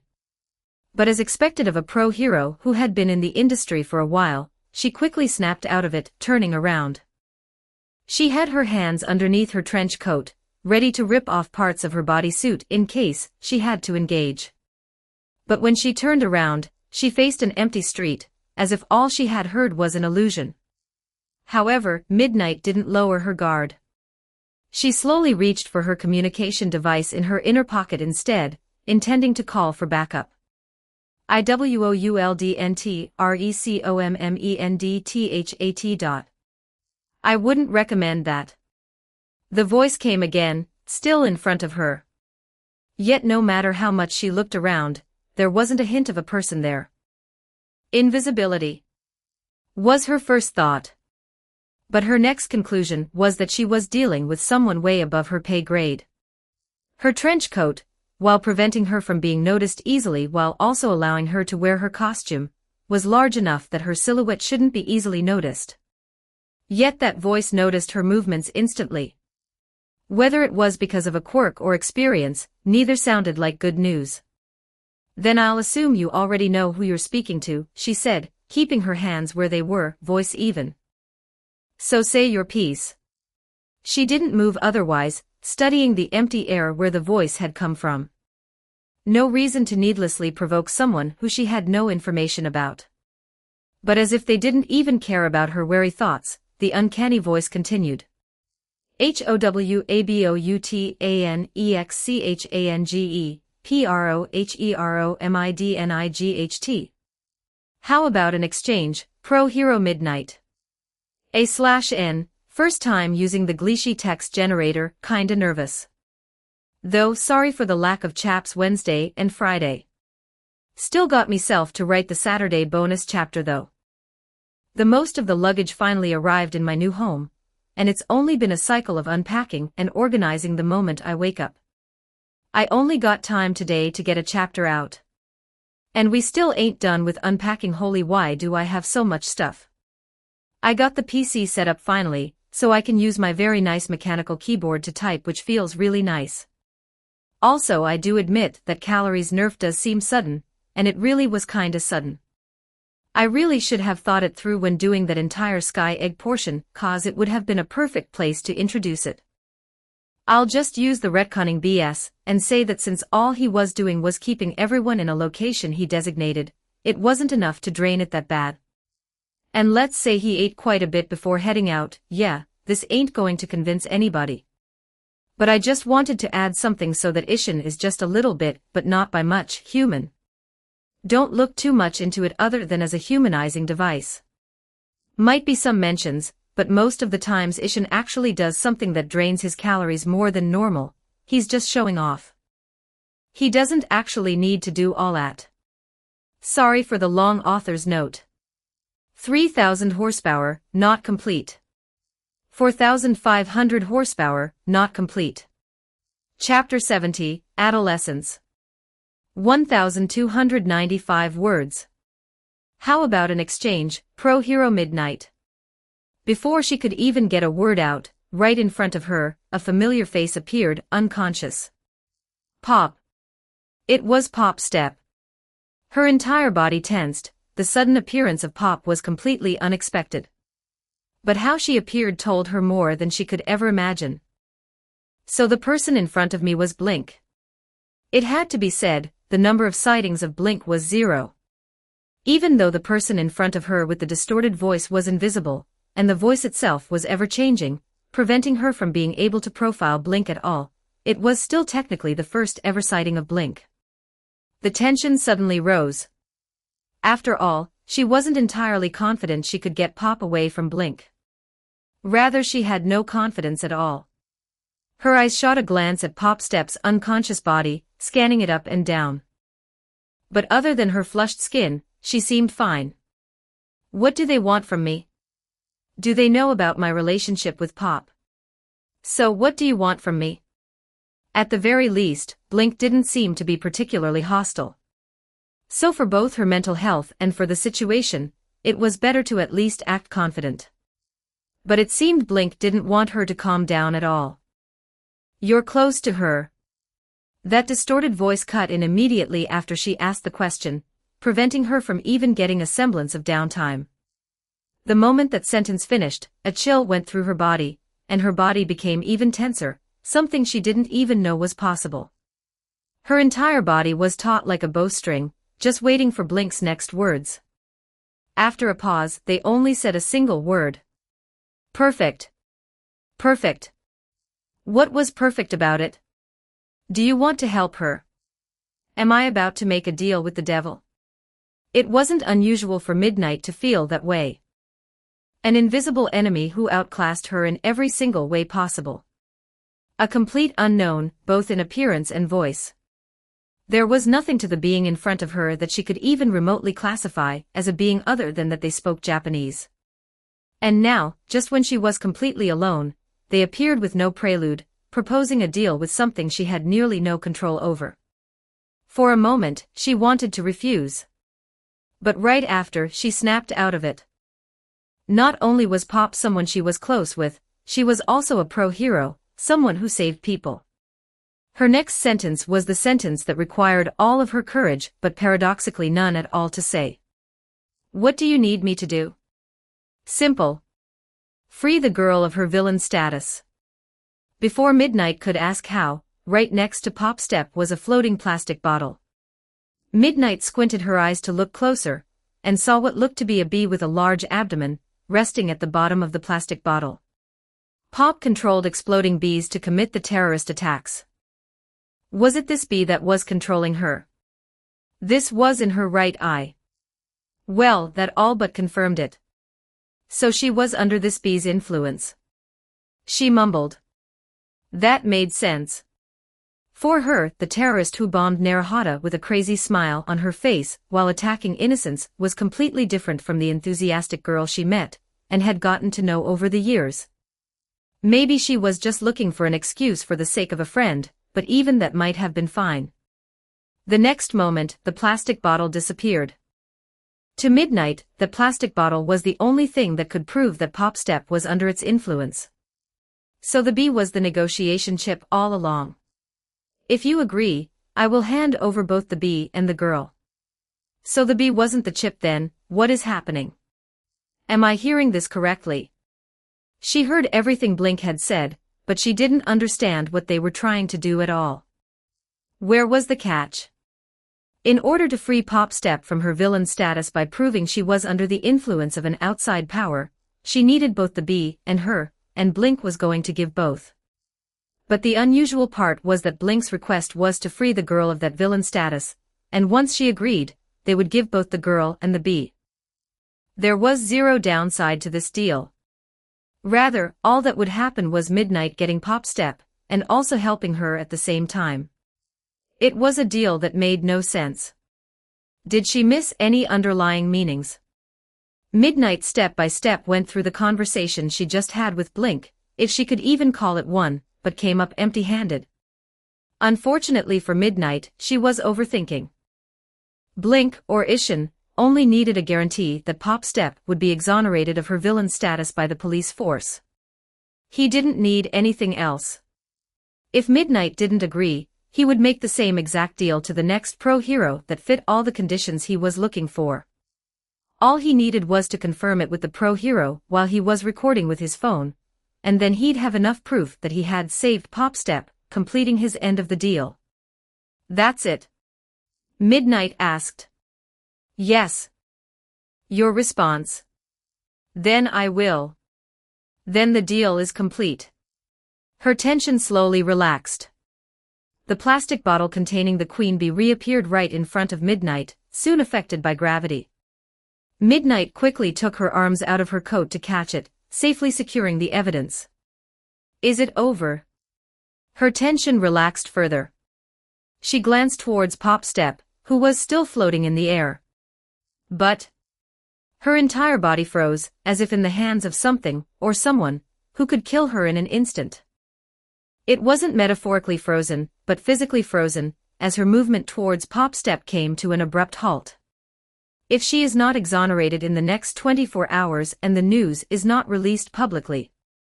The voice did a pause, which felt like it lasted hours. Judgment will be delivered. Her heart dropped. Judgment. What kind of judgment? But she could feel it.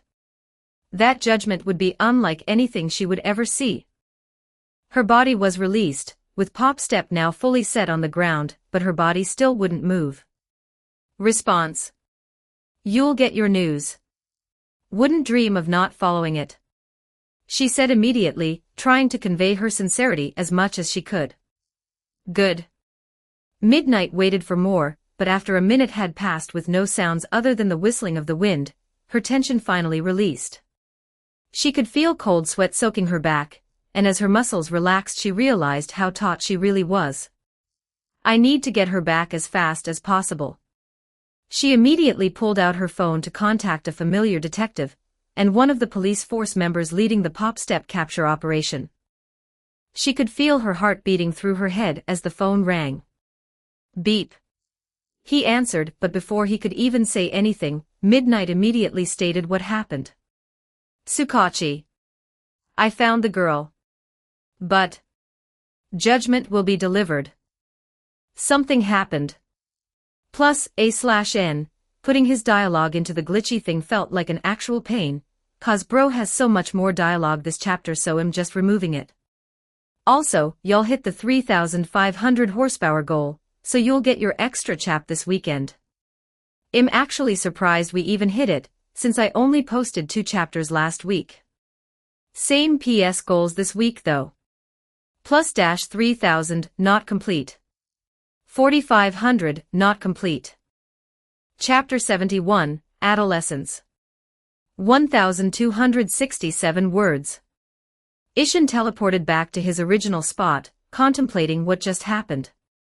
The voice modification was so fun I started turning corny.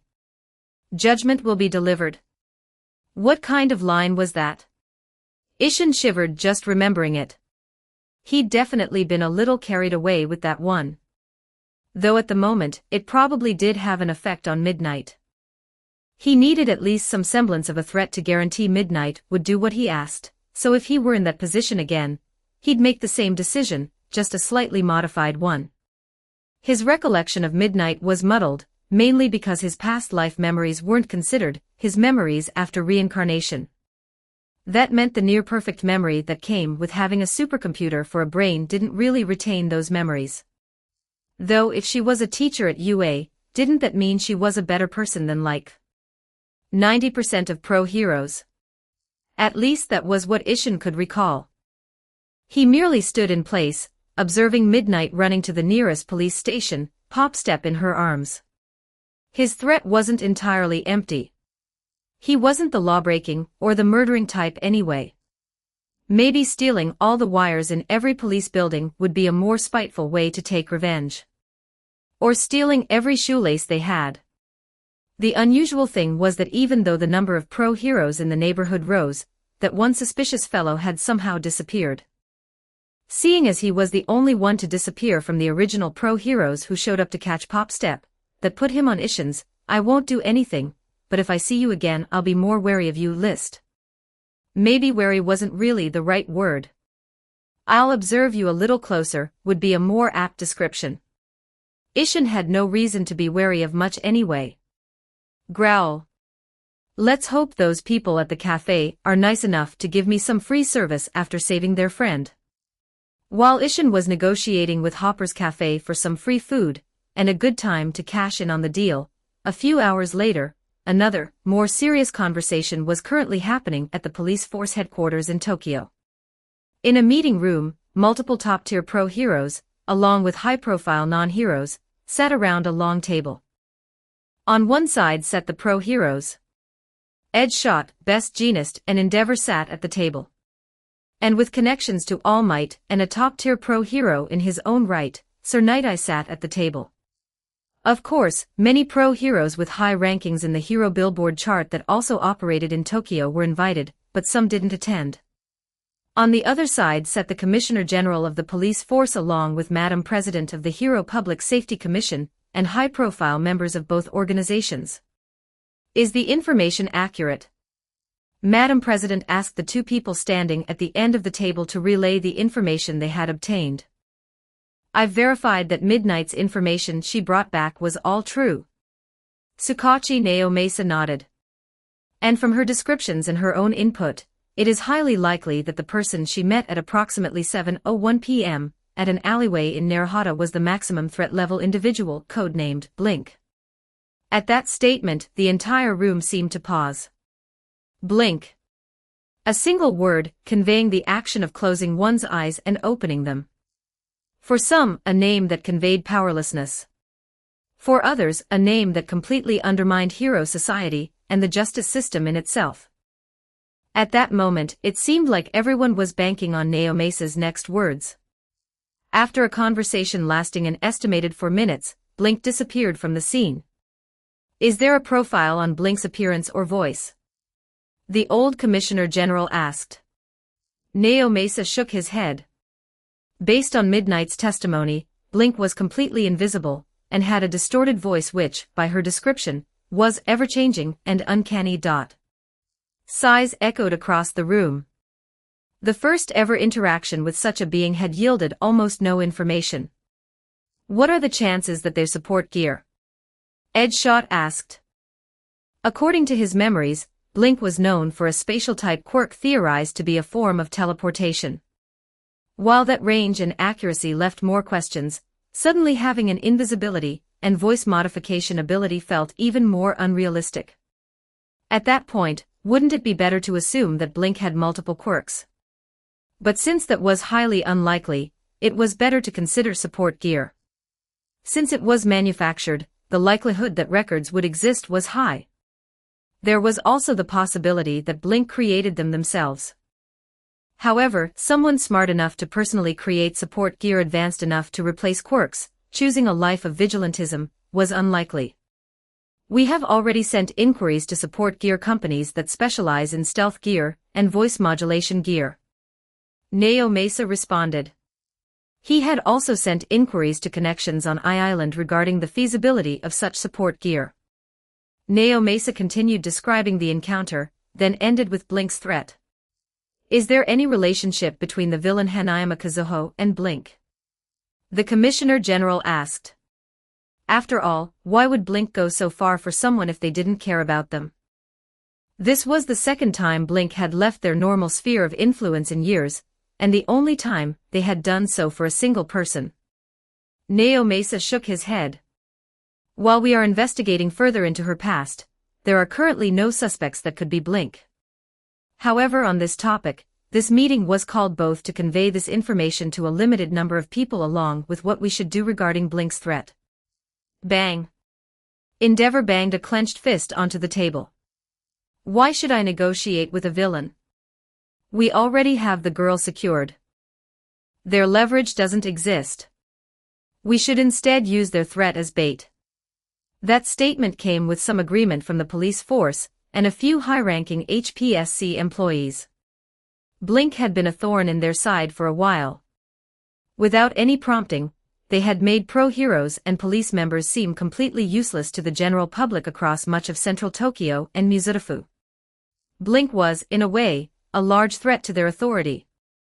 Not only had the economic value of that sector soared, but Blink was already getting more popularity than most pro-heroes. Though most of Blink's followers were limited to Tokyo and their region in Muzutafu, their unofficial fan-run social media account had already reached the hundreds of thousands, and their popularity in their own domain was second to none. For a while, the community's name for Blink was the Unseen Angel, but after an untraceable leak, Blink's name had caught on with their fans. The police force was even getting notifications regarding the existence of a cult, though they hadn't made a move yet. I believe we should negotiate. A voice rang out amidst the people advocating for no negotiation. Despite the voice not being loud, it still caught everyone's attention in the room. After all, the man who had just spoken was someone who could be considered one of the closest connections to the strongest hero, and a formidable strategist in his own right. Sir Knight I. Plus A/N was supposed to get this out Wednesday. Got sidetracked and played Valorant. And even though before I played Valorant I had a ton of ideas, I got rage-baited in-game so hard I lost all of them, so the chap was delayed. Chap TMR Proly. 3,000 horsepower, not complete. 4,500 horsepower, not complete. Chapter 72, Adolescence. 1,596 words. For most of Sir Night's sidekick and pro-hero career, his quirk, Foresight, was both a blessing and a curse. Foresight. A quirk that most would consider to be quite a useful one. Being able to see into the future and make decisions based on that information. It might even be seen as an omniscient quirk. Though while there were disadvantages to the quirk itself, if he looked at it from a third person's perspective, it was a quirk useful for hero and investigative work. However, if there was one drawback, one strong enough to remove most of the benefits of the Foresight quirk, it was that in his experience, the outcomes displayed by the quirk were impossible to change. It was as if using Foresight instantly locked the future in place. No matter what Sir Night tried, the future he saw could not change. Even if the build-up might be different. As long as the future was anchored by his Foresight, that event would inevitably occur. It was this quirk which had estranged his relationship with All Might, leading him to start his own hero office. Yet, there was an anomaly. It started with a small case he worked on with the police force. He used his quirk on a suspect to see whether he was truly a criminal in hiding. While his quirk's information wasn't evidence on its own, it could still give him a lead. Though he only used it after he was certain that the suspect had something to do with the case. After all, looking into the far future was something he felt endless fear and guilt over. Yet, the moment he saw into the future, his quirk had seemingly broken. The moment the suspect walked into a specific district, what should have been a simple use of his foresight suddenly turned into something he had never seen in his entire life. The suspect's future began to glitch. Every few minutes, what he could see became overlaid with a layer of the suspect making a different movement, a different decision. At first, he suspected he was tired. Then more layers piled up, one by one. And at some point, even he couldn't tell what he was looking at anymore. What he saw became an indeterminate kaleidoscope of futures. Shaken by what he had seen for the first time, he stopped peering into that view of myriad destinies. This wasn't a one-off scenario either. It was only after he had deactivated his quirk, some time had passed, and he checked where the criminal had roamed that he found out what was behind this. The person might not have had a name when he first witnessed this phenomenon, but the police force soon gave it a name. Blink. Despite his curiosity flaring up, yearning for an explanation, he didn't know where even to begin. How? How did Blink do it? How did Blink change the future? Soon, a sense of hope slowly arose. If it were Blink, maybe, just maybe, the future he had seen and locked in place would no longer come to fruition. He didn't even need to get close to Blink either. While he didn't have an opportunity to look into All Might's future after this discovery, and he wouldn't do it again even if he had another chance, he had seen it. A large number of people he had used his quirk on after that first event had new layers develop over time. But at some point in the future, that number drastically skyrocketed. By then, even All Might's future might diverge from that horrible ending. And that future, that accursed future he had made inevitable, would change. If Blink were caught, despite the probability being almost zero, there was still a chance. What would happen then? Even if it was selfish. Even if it was not on the right side of the law. He, Sir Night-Eye, would defend or even protect Blink. Even if Blink was a vigilante, who could deny their contribution to society? Even if Blink had overstepped his station by not only capturing villains or quirk crimes, but every crime in the law, not limited to domestic violence, quirk hate crimes, and even pickpocketing. The numbers spoke for themselves. Additionally, it had already been shown once before that Blink themselves could render an entire group of pro-heroes immobile. This was completely doable. I believe we should negotiate. Sir Night-Eye remained stoic as the entire room turned to him. Even before pro-heroes and administrative figures above him in authority, he did not back down.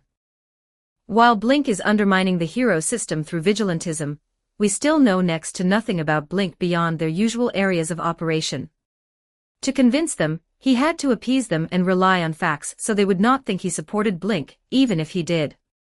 This may seem like the only chance to learn more about Blink, but the threat is just as broad. Tsukachi Naomasa, who also leaned toward negotiation, nodded in support. Yes. Other than the time limit of 24 hours, the threat only consists of 4 words: judgment will be delivered. There is no place, no target, nothing. That statement gave pause to those opposed to negotiation. Wouldn't it be implied that the target of the judgment is midnight? She was the person who talked to Blink. Madam President asked. That's unlikely. Blink isn't stupid enough to target one cog. Midnight still replied calmly, despite the implication that Madam President would use her as bait if it were true. Blink mentally kept me on the backpedal for the entirety of the interaction. They're either a natural at intimidation, or they have experience. Someone like that wouldn't just target me. I'm not saying this because I don't want to be used as bait. Midnight added. Midnight is correct. Sir Night-Eye nodded. Just targeting Midnight doesn't fit Blink's usual modus operandi. But Blink has already strayed from their modus operandi by capturing and saving that villain. Endeavor frowned. There's no telling whether they will stray again. The point still stands that Blink is still a complete unknown, from their abilities to their physical profile, Sir Night-Eye countered. And from Blink's display at the Sky Egg, is there a pro-hero here that believes that they have a chance? The room went silent. The pro-heroes who had personally experienced the Sky Egg incident knew they were hopelessly outmatched. There is no need to antagonize them. We can treat this as a precedent and make further decisions based on whether more scenarios occur. Sir Night-Eye proposed. There might have been urgency to catch Blink, but this was reasonable. What about the girl? What if she has more information about Blink? The Commissioner General asked. She was unconscious when Blink negotiated with Midnight, and it's unknown when she'll regain consciousness, Sukachi responded. The Commissioner General nodded in dissatisfaction. There really was not much of an option. Then is this meeting adjourned? Endeavor asked, clearly unsatisfied with the meeting's outcome. For now, everything that needed to be said was said. Sukachi nodded. Tisk. Endeavor clicked his tongue. So in the end they were deferring to that criminal. A/N, a bit of a delayed Friday chapter. I spent way too long catching up on ZZZ to the point where I was playing it for 7 hours. Combat too fun.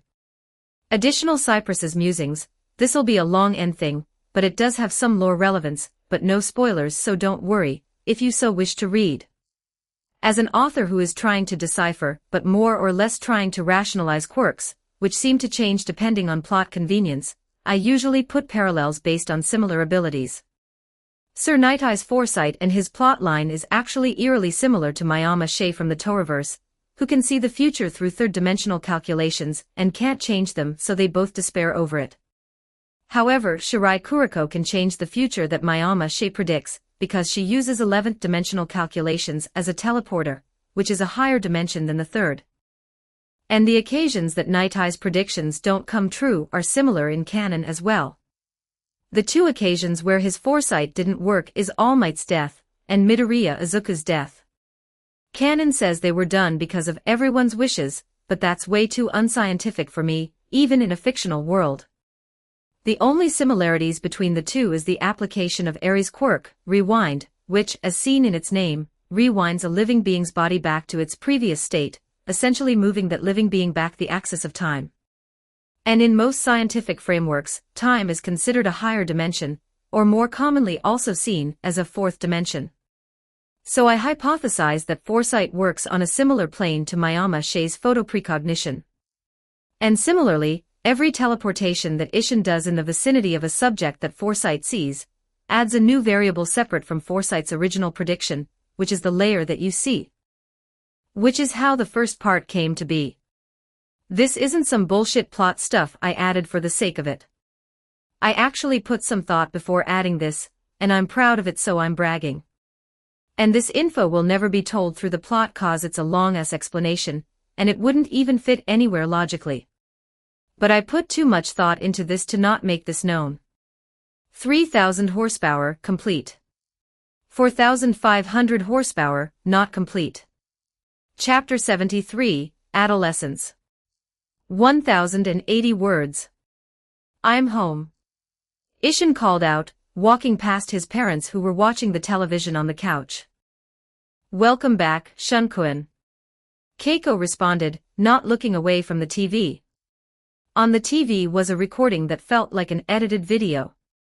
It showed Pop Step destroying the buildings in Narahata, then, the next second, as if the tape had rewound, all the damage had suddenly disappeared, along with the criminal.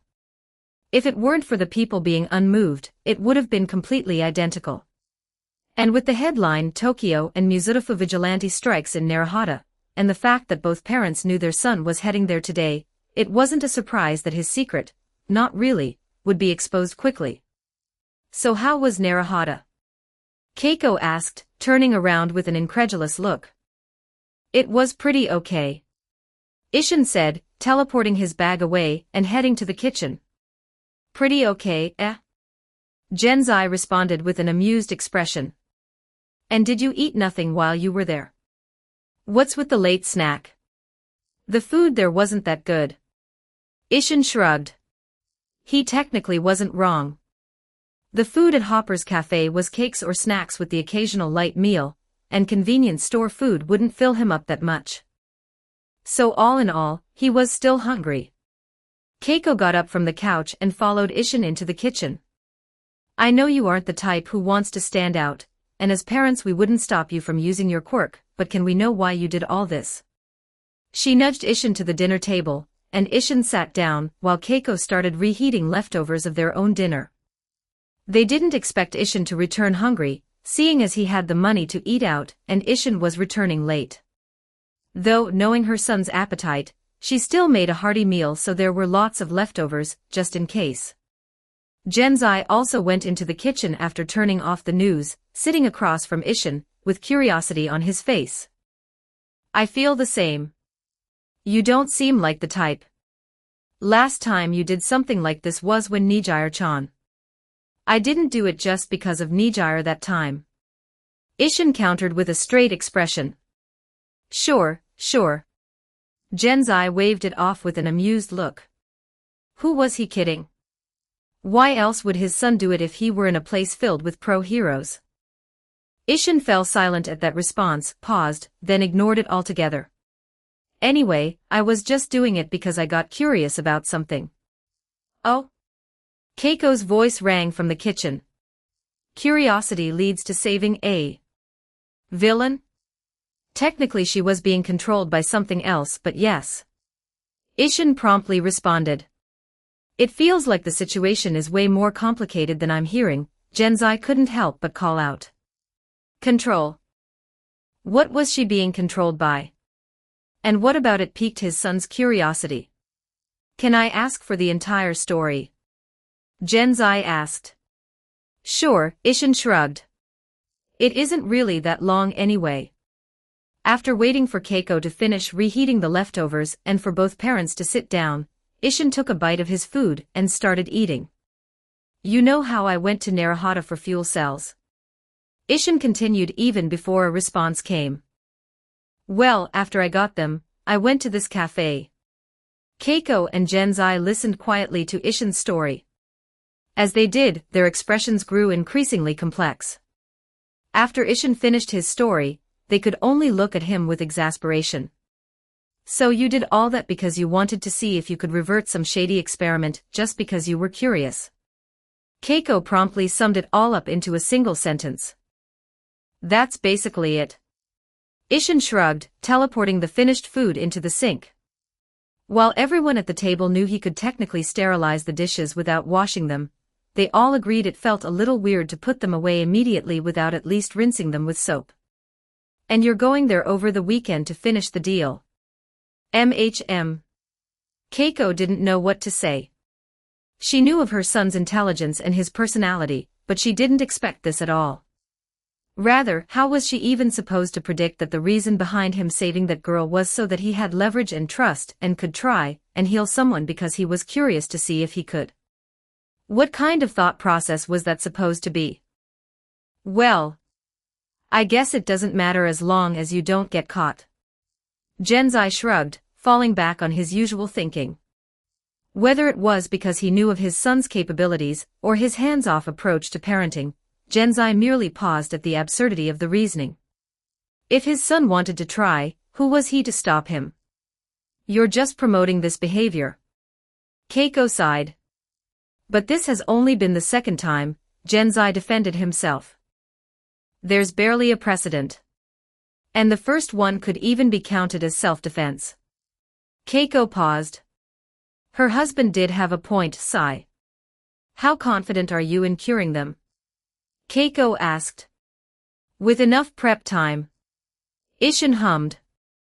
Around 89.73%. Not 100%. Nothing can be 100% certain in the real world. Ishin shrugged. For example, if a quirk factor influenced the bioengineering, he might have some trouble. Mainly because quark factors were essentially Schrödinger's cats. They existed in the context of being pulled around the area in which a quark would be activated, but most times when that quark factor activated, whether it be transformation or emission, that quark factor could be anything or nothing. Maybe if he had a quark factor that could influence other quark factors, there wouldn't be an issue. Or if he properly observed the manipulation of a quark factor, it'd also be possible. He wasn't that interested in it right now, though. 89.73, Keiko mumbled. I guess that's fine, but as your dad said, Keiko started. Don't get caught, yeah, I know. A/N, a bit of a transition chapter for the final chapter to finish off the Vigilantes arc. This is the bonus chapter from last week, and I posted this on Sunday for me, so it's still technically the weekend, haha. MNZZZ is actually a drug. When you hit those high numbers, that's a dopamine rush like no other. Same PS goals as last week for this week. 3,000 horsepower, extra chapter. 4,500 horsepower, extra chapter. Don't forget to like and subscribe to Novels Wonderland.